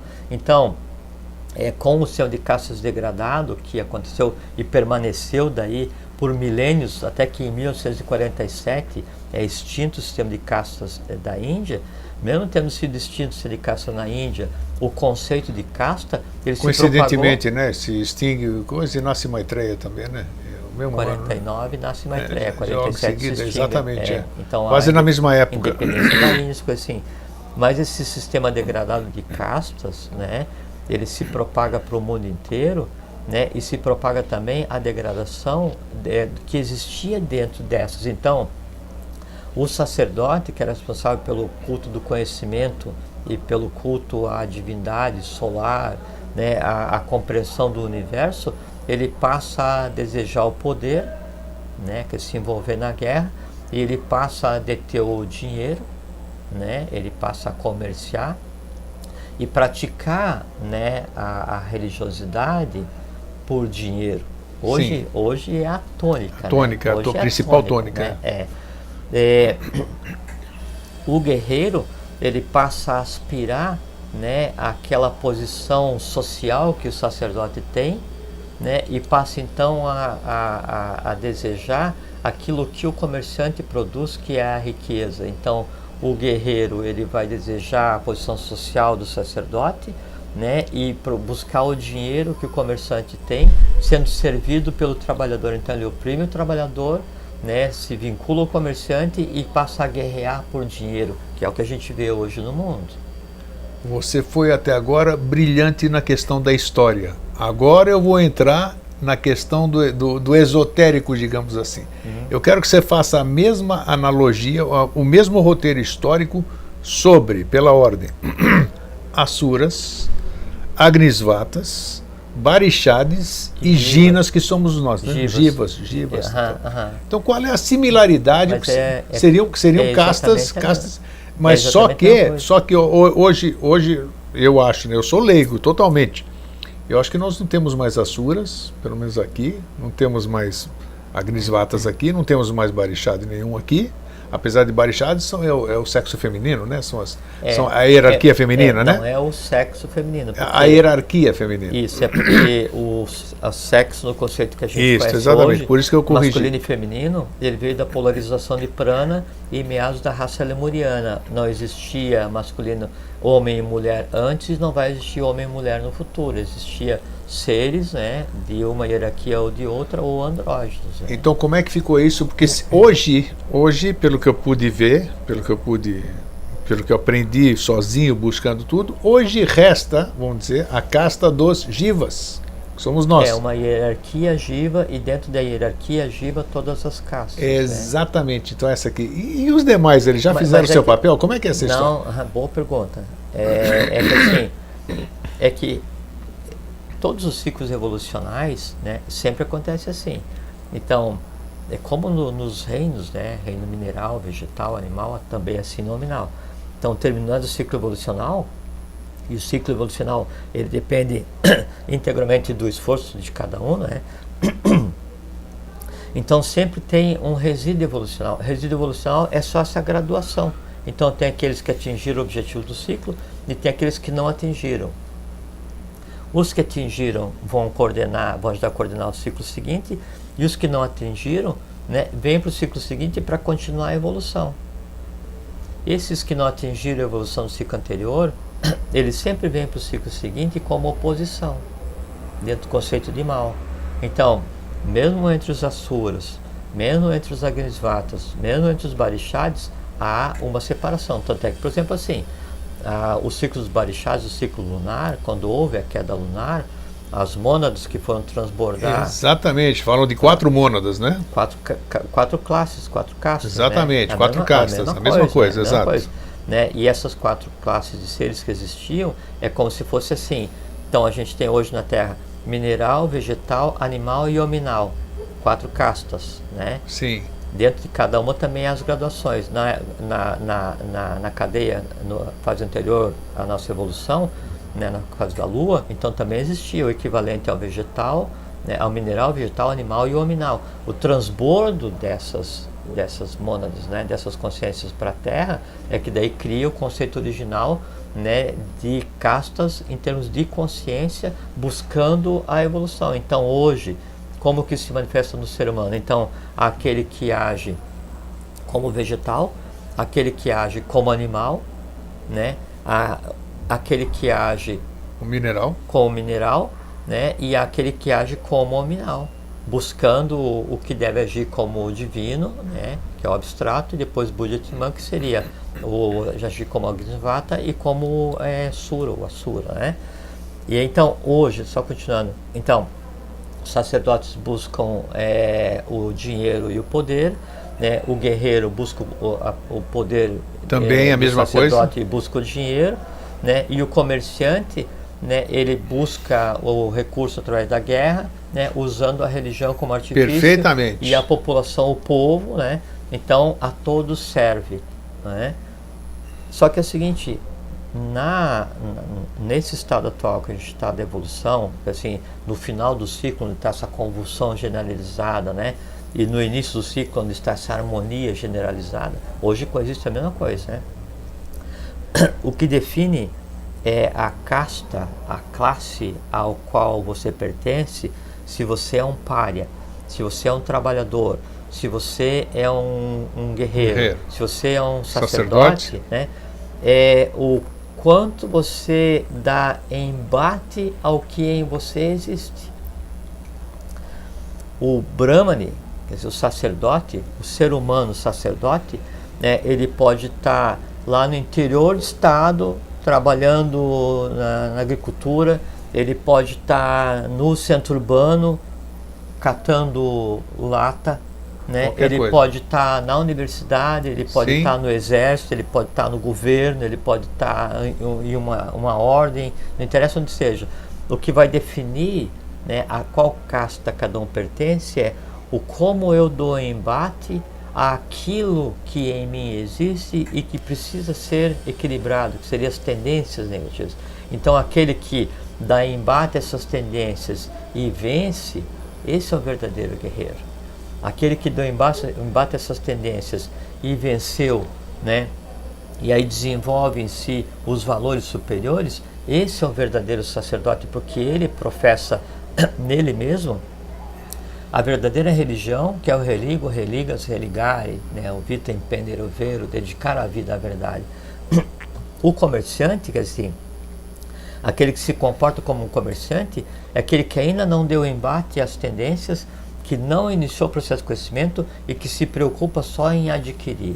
O trabalhador, aquele que tem em si o trabalhador, é aquele que ele se preocupa só em atender e viver em função dos desejos os quais ele tenha, né? Então ele não se preocupa na questão do entorno, ele não se preocupa em dar embate a si mesmo, ele não se preocupa em adquirir conhecimento, e aí como ele gasta o tempo, né, gasta a sua vida buscando satisfazer só os desejos, ele passa a trabalhar, a servir, né, aos próprios seres que nele existem, né, que assim seria a pior forma de vassalagem, é você se subordinar àqueles os quais você deve sublimar.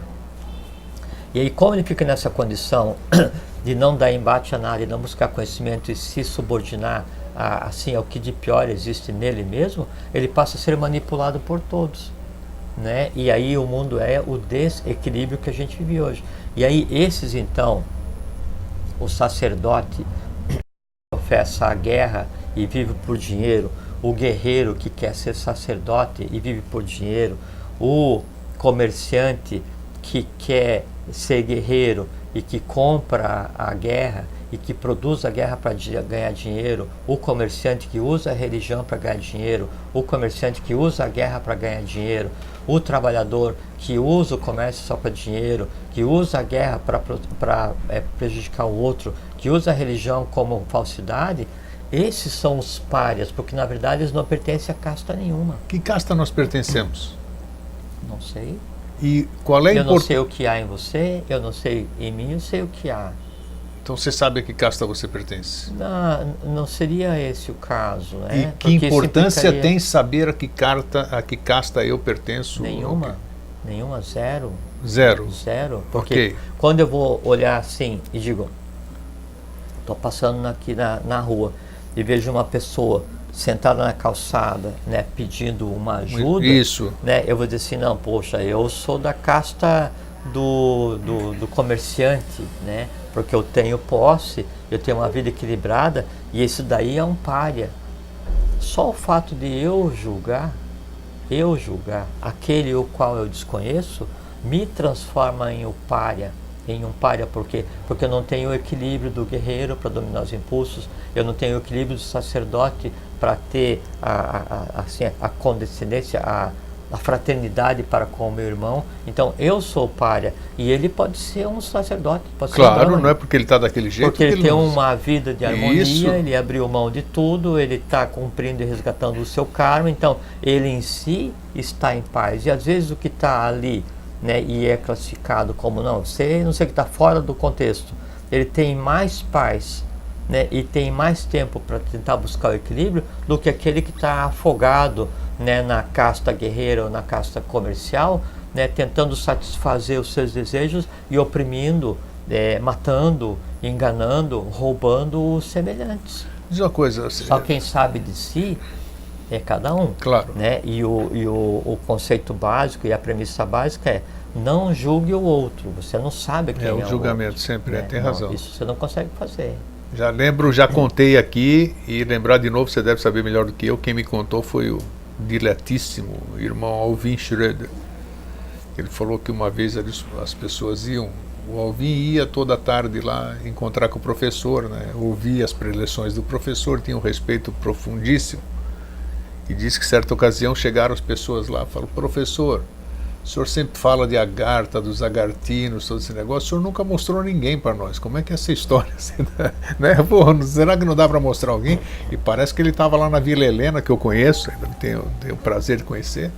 O professor está sentado e viu de lá de cima, mostrou alguém do outro lado da rua, numa esquina, um pobre, que nem você disse, assim, essa pessoa que a maioria de nós sente repulsa, generalizando, né? Fala: nossa, assim, então, vocês não querem conhecer um agartino? Olha lá. Como, professor? Ali tá lá um pobre, isso aqui tá aí, a questão da aparência que você disse. É porque assim, a partir do momento que daí os valores da Atlântida são introjetados criando o conceito da Agartha, né, a lei ela continua trabalhando na humanidade, para a humanidade e com a humanidade.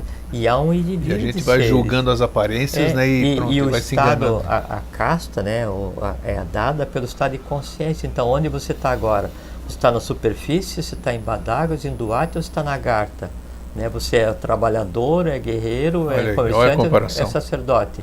Então, o sacerdote deveria estar na Agartha, né? O guerreiro em Duarte, né? O comerciante em Badáguas e o trabalhador na superfície. Olha só, interessante essa comparação. Quem você é? Não sei, eu estou na superfície e eu posso então ser a casta mais jovem, né?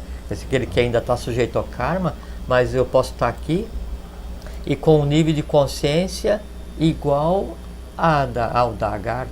Então, onde eu estou? Eu estou na Agartha. Sim, só né? que... E onde está a Agartha? A Agartha está aqui em cima. Maravilhoso, a questão de consciência, exatamente. Não, o que é porque assim, é que fisicamente todos os mundos estão interpenetrados. Isso, né? interligados. O que muda é só, assim,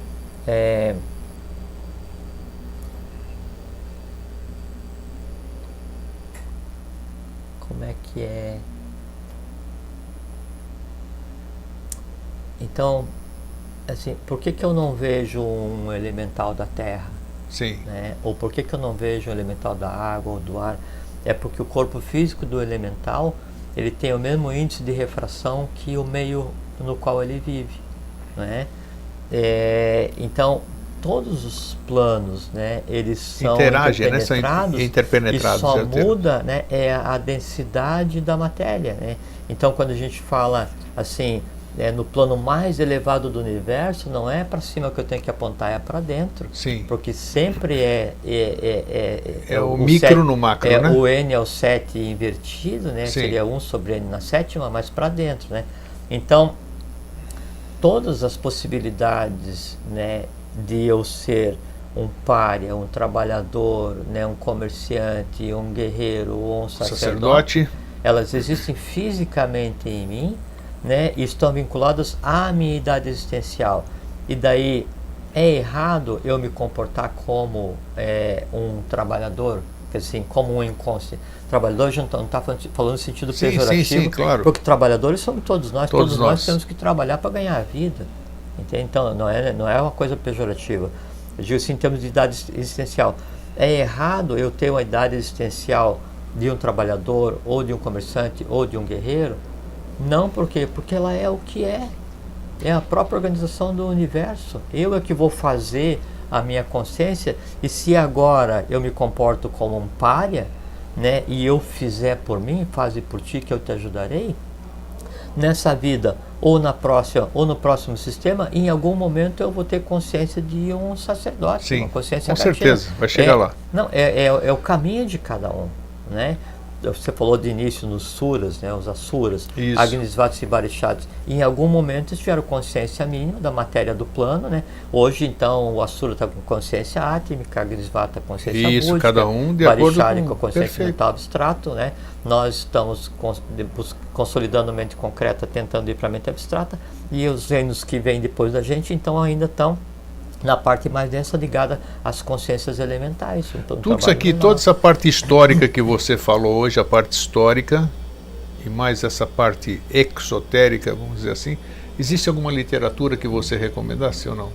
Dentro de todos esses escritores ocultistas que nós falamos no começo do programa, existe, assim, você lembra de alguém, de alguma que poderia acrescentar um pouco mais para as assim, pessoas que não, sempre me pedem literatura? É que assim, o que a gente conversa, eu sou membro da Sociedade Brasileira de Abiose, sou discípulo, né? Sim. Então, o que eu reparto contigo, o que eu reparto com vocês, é o que eu aprendo na Abiose, é o que eu aprendo professor, e o que eu aprendi, assim, pelos caminhos que eu andei até chegar aonde eu estou agora, que é como discípulo da sociedade, tendo deixado para trás aquele conhecimento que eu considero como inútil, que isso é uma coisa muito boa. Você tem um conhecimento que você pensa que ele é super útil e verdadeiro, na verdade depois você anda e vê que na verdade ele era útil para aquele momento e agora não tem sentido nenhum. Sim. Você vai deixando para trás com todo o respeito, né, porque aquilo pode servir para alguém ainda. É como a criança está usando tênis, pezinho cresceu,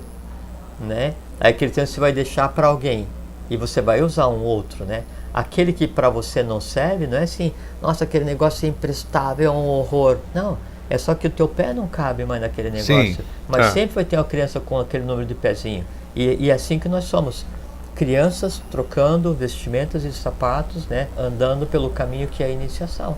Respeito a todos do início ao fim, porque todos vão chegar no fim de uma maneira ou de outra. Beleza, tá aí. Ó. Então acho que foi brilhantemente abordado o tema. Você tem mais alguma consideração a fazer? Não, só que é importante que a gente entenda, porque assim, então esse conceito, veja que então as histórias das crianças hoje então falam sobre o cavaleiro, o guerreiro que vai libertar a princesa, que é filha do rei, no reinado, não sei o que e tal. Então todo esse, desde criança, nós somos acostumados a aceitar que existe o rei, o nobre, é um enredo o cavaleiro, pré-programado, né? E que existe a população, não sei o que e tal, para que a gente ache lícito, né, ser subordinado a alguém, que a gente ache lícito ser mandado por alguém, que a gente ache lícito ser explorado por alguém.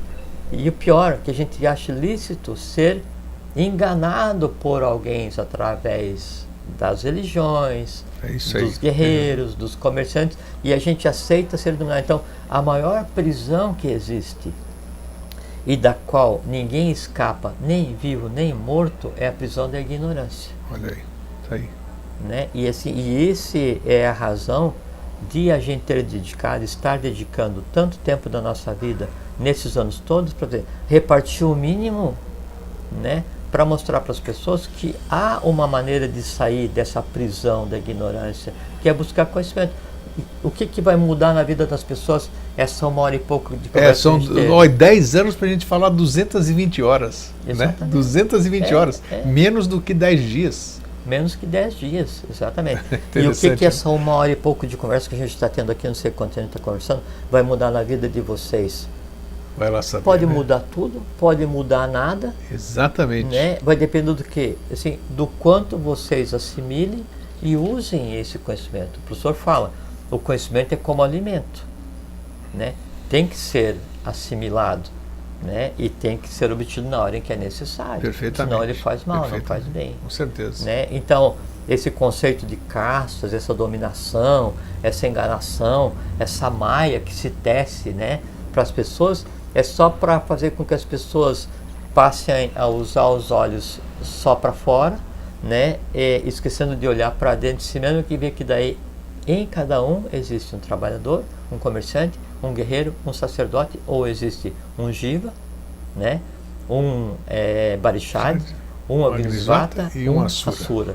Né? E depois daí desse trabalho, né, dos asuras, aí vem a união integral com aquele local de onde todos nós partimos, que é o Sol, atrás do Sol, o Sol oculto, para onde voltam todas as mônadas, É. E a gente vai dormir durante uma noite de Brahma Bah. até começar de novo. Ele né? sabe terminar bem, né? Brilhante, meu irmão.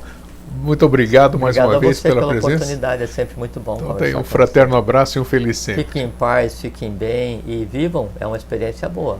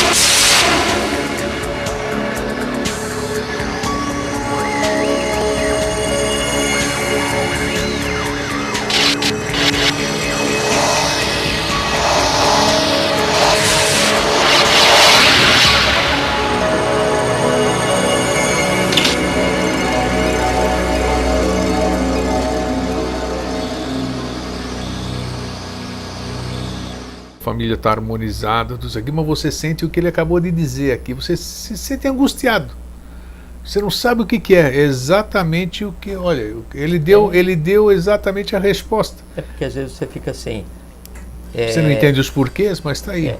Tá tudo certo, mas eu não sei o que está errado. Exato. Mas tem alguma coisa Tem alguma errada. coisa errada. Aquele feeling, aquele sexto sentido que a E gente você diz sabe aqui. que quando a pessoa ainda chega nesse ponto, já é uma dádiva evolucional, porque a maior parte das vezes a pessoa daí não percebe isso e passa a vida inteira alimentando desejos, desejando ter novos desejos, para daí na busca de satisfazer esses novos desejos, ela então esqueça ou oculte, né, essa angústia de não saber nada a respeito de si mesmo, nada a respeito da própria vida. Então, na tradição oculta, o relato assim de altos iniciados, adeptos da mais alta estirpe, assim, com um trabalho profundíssimo em prol da humanidade, só que não sabiam assim, nem pai, nem mãe, nem da onde, nem o que, não era dado a eles conhecer, não é? E conheciam só o trabalho a realizar. E chegava um ponto da vida humana, né, que o sentimento mais agudo era a revolta. Não, e sem uma dúvida, revolta por uma claro. coisa simples, por não conhecer a sua gênese. Né? E imagina daí nós, seres humanos normais, né?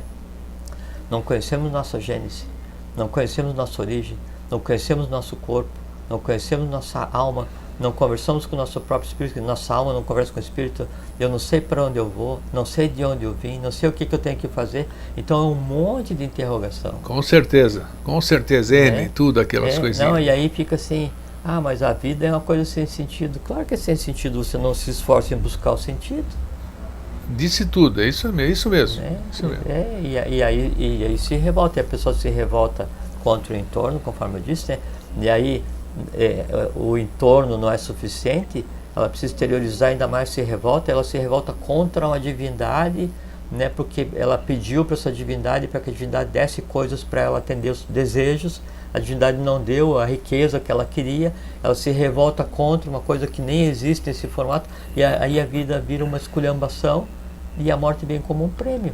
Só que é um prêmio para interromper uma vida de ignorância, prêmio nada, né? Desconhecimento.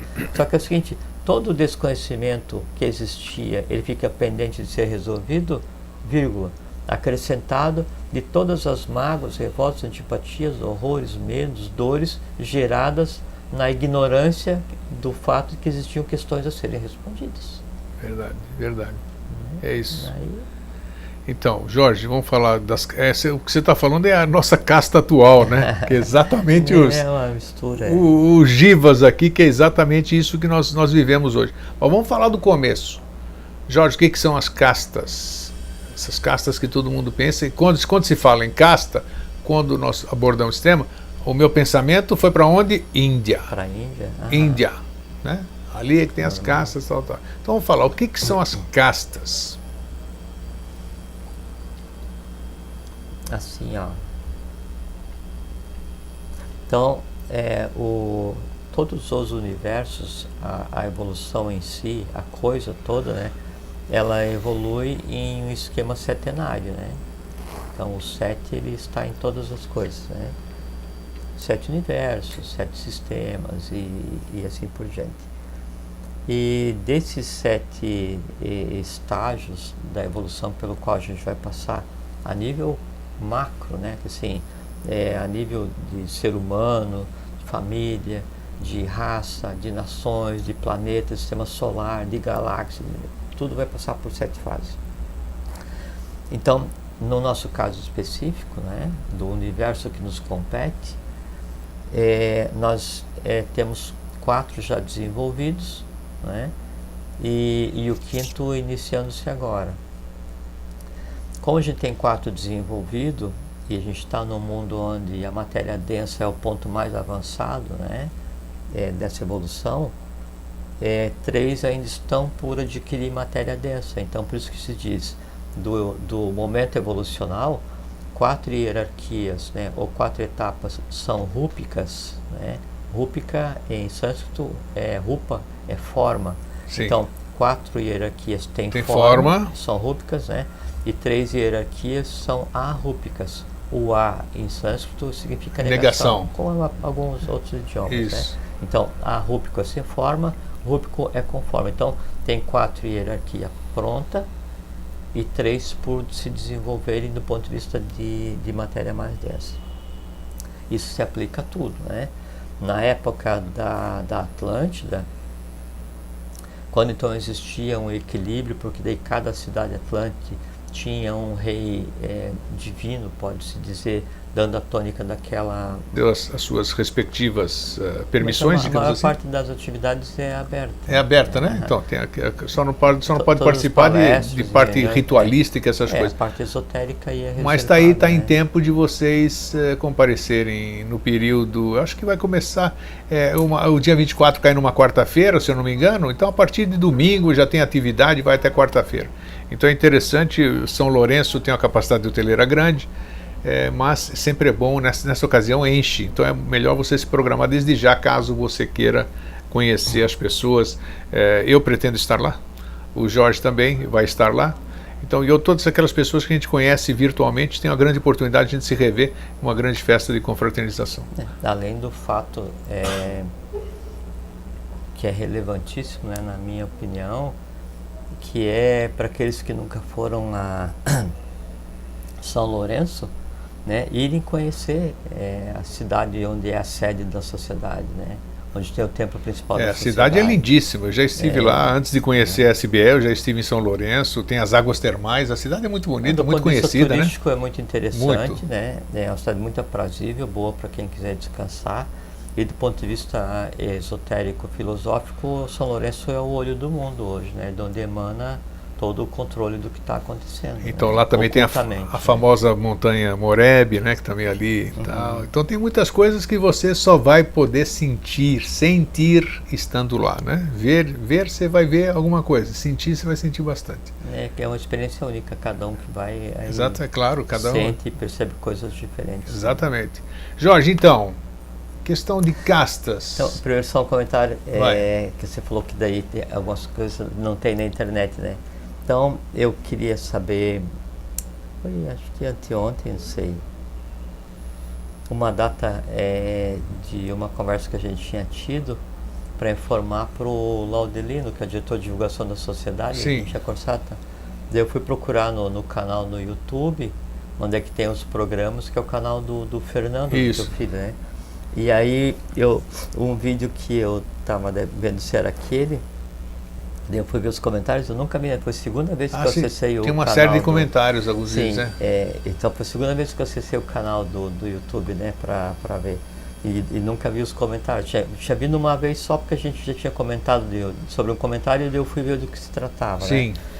Mas daí eu achei um comentário muito engraçado no sentido literal mesmo, né? Porque aí a pessoa diz assim, eu assisti o programa sobre tal assunto, né?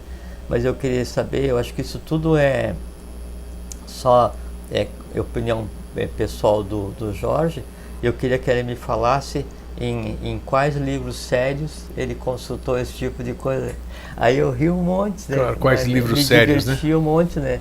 Porque livro sério, né, assim, se pressupõe assim, você tem um livro academicamente reconhecido e editado e lido por milhões de pessoas e que não leva ninguém de nada para lugar nenhum. Isso. Essas coisas assim, né? Então esse conceito de só ser verdadeiro, né? O que é academicamente aceito, né? Ou o que é imposto por hábitos e costumes, né? Geralmente sendo originado pela mídia, é uma coisa muito engraçada, né? Com certeza. E daí fica como assim, como se diz em Portugal, a sardinha tentando morder o próprio rabo, né? Que você fica naquele circuito ali assim, e você só se alimenta com as migalhas que te dão, né? E a gente daí nasce cego, morre cego e não muda nada. No fim das contas, você conseguiu a data que você queria ou não? Consegui, conseguiu, né? Mas você também não perguntou para mim, né? Tem que importunar com isso. Né? Não. E essa questão, você tocou num assunto interessante. Foi bom ter ido lá para ver. Essa semana, um querido telespectador, amigo e irmão, ele disse assim, puxa, vocês tinham que escrever, assisto o programa de vocês, bacana, maravilhoso, mas eu queria ver uma biografia de vocês dois, né? Biografia. Tanto minha como sua. Porque ele disse, puxa vida, essas informações aqui que são trazidas, isso aqui, olha, biografia minha, tem que ver a biografia do jovem aqui, do Jorge. A minha não tem nada. E perguntam, quem são essas pessoas? Essa que foi a pergunta. Quem são essas pessoas que traz esse tipo de informação? Qual é... Sim, que direito que... Não é só que direito. De onde eles tiram esses negócios aí? Quem são? Mas isso a gente sempre explica, né? Mas a gente nunca deu formação. A formação acadêmica eu acho que não tem... Não tem, exatamente, quer dizer, assim, se você é graduado nisso, naquilo, pós-graduado nisso, naquilo, trabalhou nesse local, não sei o que e tal, para essa atividade que a gente faz, não tem relevância nenhuma. Não, realmente. Se eu tenho pós-doutorado ou se eu não tive a oportunidade de ir na escola, não faz diferença nenhuma. É porque a gente não traz a coisa acadêmica, né? O que a gente faz é compartilhar a experiência que a gente tem, e aí vem essa questão, quem nós somos, né? Você também, você...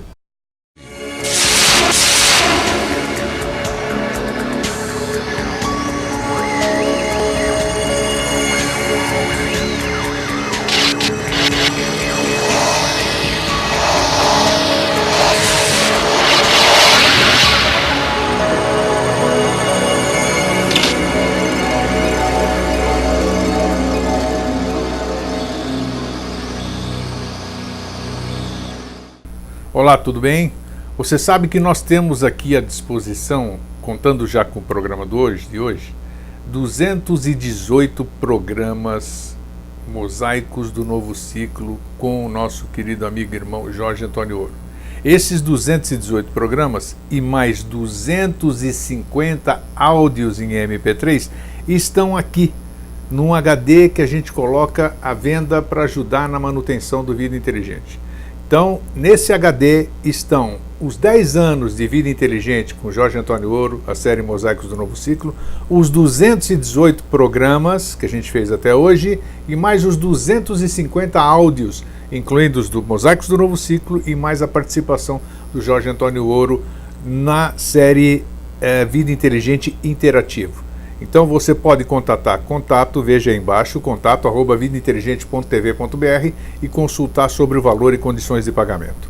Nós temos também uma outra opção, se você não quiser o HD, que é você ter a coleção dos 112 DVDs da coleção Mosaicos do Novo Ciclo. São 112 DVDs, desde o primeiro há 10 anos, onde você encontra uma média de 2 programas em cada DVD, agora com a nova produção, a gente fazendo aqui no estúdio do Vida Inteligente. Agora, geralmente os programas são mais extensos, então estão saindo em um DVD apenas. Mas esses DVDs são uma outra opção que você tem ao invés do HD. Também contato@vidainteligente.tv.br. Bem, estamos aqui hoje na nossa edição 218. São 218 programas da série Mosaicos do Novo Ciclo. Jorge e eu iniciamos isso em 28 de setembro de 2005, essa série Mosaicos do Novo Ciclo.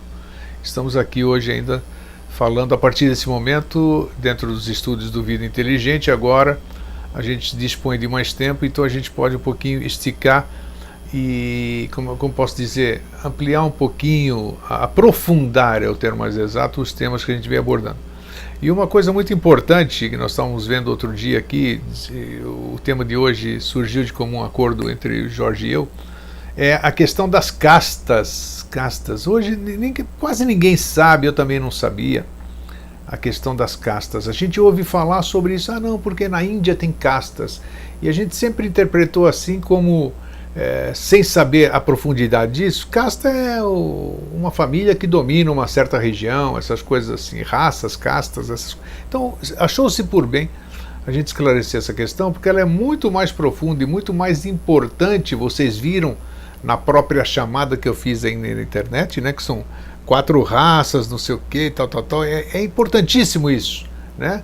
Agnisvatas, Barixades, Jivas e N coisas que nós vamos falar daqui a pouquinho. Então é um assunto importante e muito extenso. Esperamos, mais uma vez, tentar levar o esclarecimento, e se a gente não conseguir isso, pelo menos dar subsídios para que vocês possam depois continuar as suas pesquisas. Como é que você está, Jorge? Tudo bom? Estou bem, tudo tranquilo.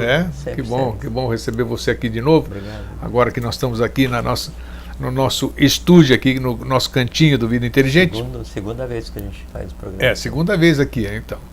E, Jorge, eu andei pesquisando, porque na internet em si, no Google, tudo isso aqui, você vai ver coisas superficiais. Você entra na Wikipédia, você entra assim, você não acha a profundidade da questão. Mostra-se que as castas realmente eram classes aqui, que você vai falar já, né? São 4 classes diferentes que representam uma série de atividades, é interessantíssimo. Mas, também consultando outro material que eu disponho, eu vi que a coisa aí já é mais profunda, mas isso você já não acha na internet, né? Então é isso que nós vamos falar hoje. Jorge, então, eu não sei se você quer mandar algum recado para alguém? Não, só dar agora não é uma boa noite, é um dia. Hoje é um bom dia. Um abraço a todos. É isso que a gente não tem mais hora. hora, Aqui né? de volta, e espero que seja um tempo de vida bem utilizado para quem for assistir, né? Isso. Ou ouvir, né? Ou ouvir ou assistir, exatamente. Então nós temos agora também, lembrando, né, que nós estamos agora dia 20 de janeiro hoje, né? 21 de janeiro hoje, quinta-feira. Nós temos agora em fevereiro próximo, que convenção que é? 60ª alguma coisa? Como é que é? Que número que é a convenção? Você não sabe também, sei, né? não. Então tem a Convenção da Sociedade Brasileira de Eubiose em São Lourenço, convenção anual, para a qual todos estão convidados, claro que limitados a... Diz que não oficialmente, né? Mas você como membro honorário da sociedade, né? Então isso o qualifica também. Então o que nós somos? Nós somos discípulos de Henrique José de Souza, né? Então, sei, mas as pessoas querem saber. E eu quando faço o meu currículo, né? Então tem a formação profissional, eu trabalho com a minha profissão de tecnologia há 40 anos, assim, tal. Mas a primeira linha do meu currículo é membro da Sociedade Brasileira de Eubiose, para mim, e é verdade. Se você procurar lá no currículo Lattes, né? Tá lá? Vou procurar, vou ver. Claro que tem. Olha só. Lógico, eu sou membro, assim, porque para mim, né, é a coisa mais importante. Né? Com certeza, beleza, é um ponto. Tá aí. E aí essa questão, qual o livro sério que eu vou dizer de onde eu tirei todos os livros sérios, que a gente usa na iniciação da Sociedade Brasileira de Eubiose, não tem, né? E quem que deu origem a esse conhecimento, né? Henrique José de Souza. Falar em livro sério aqui, a gente sempre fala no Facebook /Programa Vida Inteligente /Files, que significa arquivos, mas assim está no Facebook. Nós temos mais de 350 livros e textos sobre tudo isso que a gente fala aqui. Vocês têm dúvida, querem o endereço? Escrevam para mim.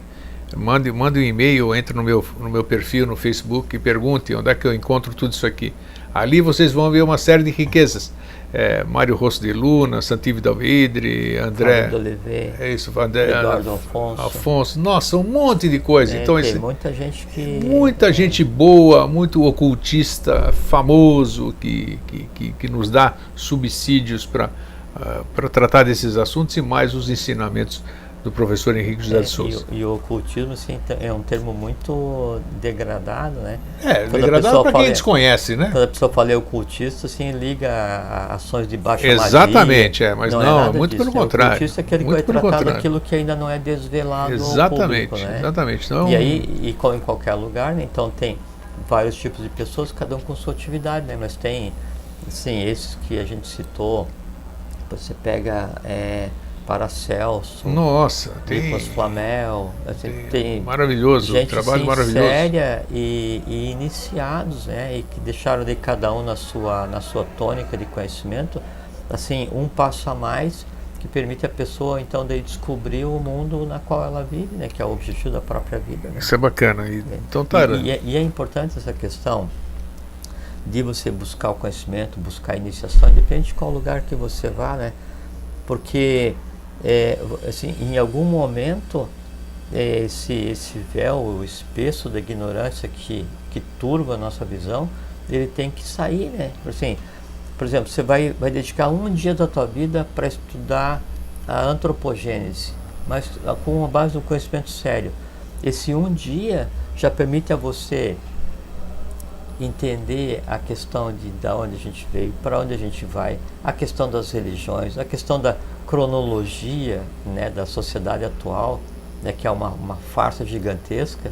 Então, esse um dia de vida já te dá uma visão completamente diferente. Agora, se você pegar e dedicar um pouquinho das horas do teu dia, todos os dias, para você buscar um conhecimento que seja diferente daquele que é colocado à tua disposição todos os dias, isso aí contribui para que você tenha uma vida melhor, uma vida mais pacífica, né? Porque senão você fica naquela angústia, assim, não sei de onde eu venho, não sei para onde eu vou, não sei quem eu sou, não sei quem é meu pai, não sei quem é minha mãe, não sei qual o trabalho que tem para fazer na vida, não sei o que tem antes da vida, não sei o que tem depois da vida.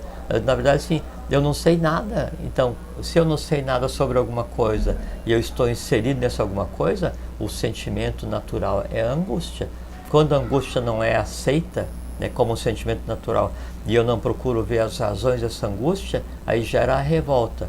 A revolta gerada, ela tem que se ancorar em alguma coisa. Como a revolta gerada, ela é gerada pelo fato do desconhecimento total do mundo no qual eu estou inserido, a âncora que a revolta vai buscar é aquele que está mais perto, né? Então você vai e se revolta contra esse, contra aquele, contra aquilo. Que a gente tem visto muito hoje, né? A gente tem visto muito hoje. Passa a exteriorizar o ódio, a antipatia, o antagonismo, né?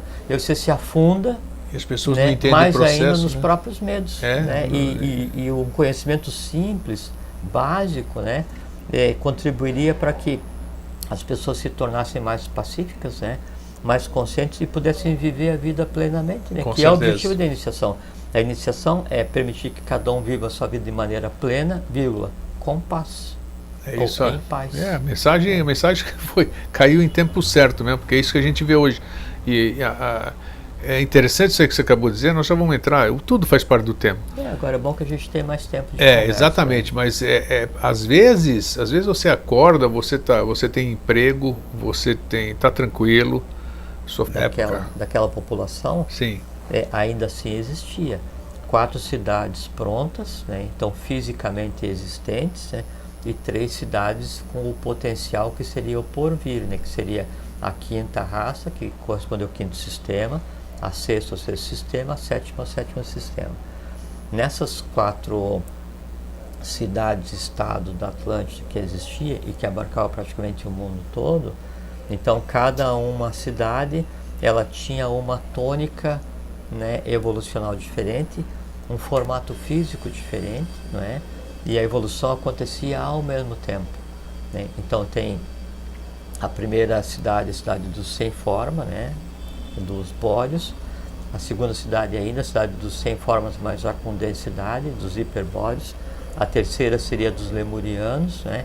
E a quarta seria a própria tônica dos Atlantes. Então, assim, cada uma cidade atlante, ela tinha o tipo físico da raça ao qual, né, ela estava ligada, e do planeta ao qual ela estava ligada, esse tipo de coisa assim. E três para se desenvolverem. Quando houve a queda da Atlântida, né, e tem uma coisa que é muito interessante, que assim, excetuando-se a questão do deicídio, que é do sacrifício da divindade que aconteceu na época da Atlântida, quando as cidades se revoltam contra a oitava e sacrificam a divindade, no geral, né, a degradação a que chegou a Atlântida, né, ela não chega aos pés do que acontece hoje no mundo. Opa! Então, que foi ruim, foi pior do que hoje, ou hoje é pior do que aquele? Hoje é pior. Hoje é pior? Uhum. Nossa, hein? Então se diz que se um negócio desse afundou a Atlântida, então o que vai acontecer com a gente? Vão afundar também. Não, por isso que diz. De uma forma... Por muito menos a Atlântida afundou. Nossa, olha só. Viu? Mas aí, excetuando-se a razão real pela qual o continente Atlântico e a fase Atlântica foi dada por encerrado, foi a questão de sacrificar a divindade.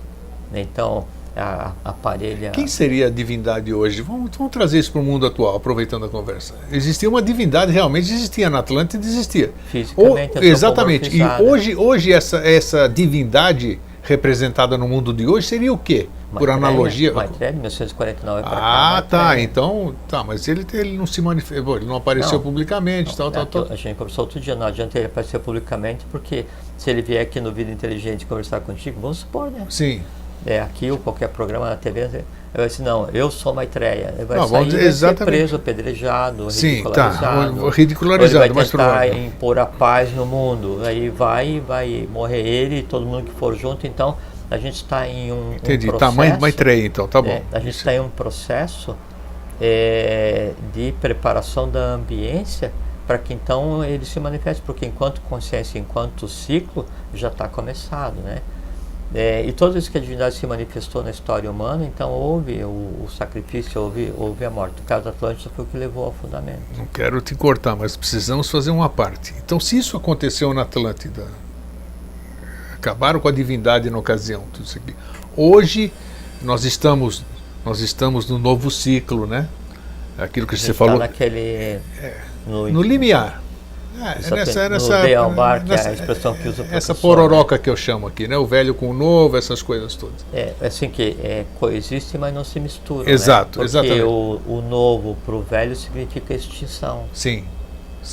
Então eu pergunto o seguinte: se isso derrubou, como então, se hoje está muito pior do que aconteceu na Atlântida? A pergunta é então, não existe a mínima condição, e a gente vê a tendência a piorar pelas notícias da mídia. As notícias da mídia não são verdadeiras. Tem muita coisa maquiada ali, nem vamos entrar nessa questão. A mídia, assim, a grande profissão da mídia é propagar o mal. Perfeitamente. Coisa boa não dá ibope. Não, a grande profissão é propagar o mal. Porque o mal, né, por incrível que pareça, ele gera lazer, né? E o mal combinado com o lazer em assistir o mal é que daí permite a entrega à dominação. Mas aqui nós já estamos falando há 10 anos, aí entra o ser humano se alimenta de tudo isso que a mídia está oferecendo para ele. Adora ver isso aqui. Bom, então a pergunta é essa. Então, com essas condições, então não existe a mínima ambiência, que você usou, acho que esse termo agora há pouco, para Maitreya se manifestar. Não, mas a diferença é sim, Ingrid. Qual é a diferença? A diferença é sim. Na época da Atlântida, a divindade, você parte de uma situação de equilíbrio para uma situação de desequilíbrio. Sim, tanto é que afundou tudo, acabou tudo, destruiu. Então, foram 4 cataclismos, né? O último foi quando Poseidon afundou, que já era só o resíduo atlântico.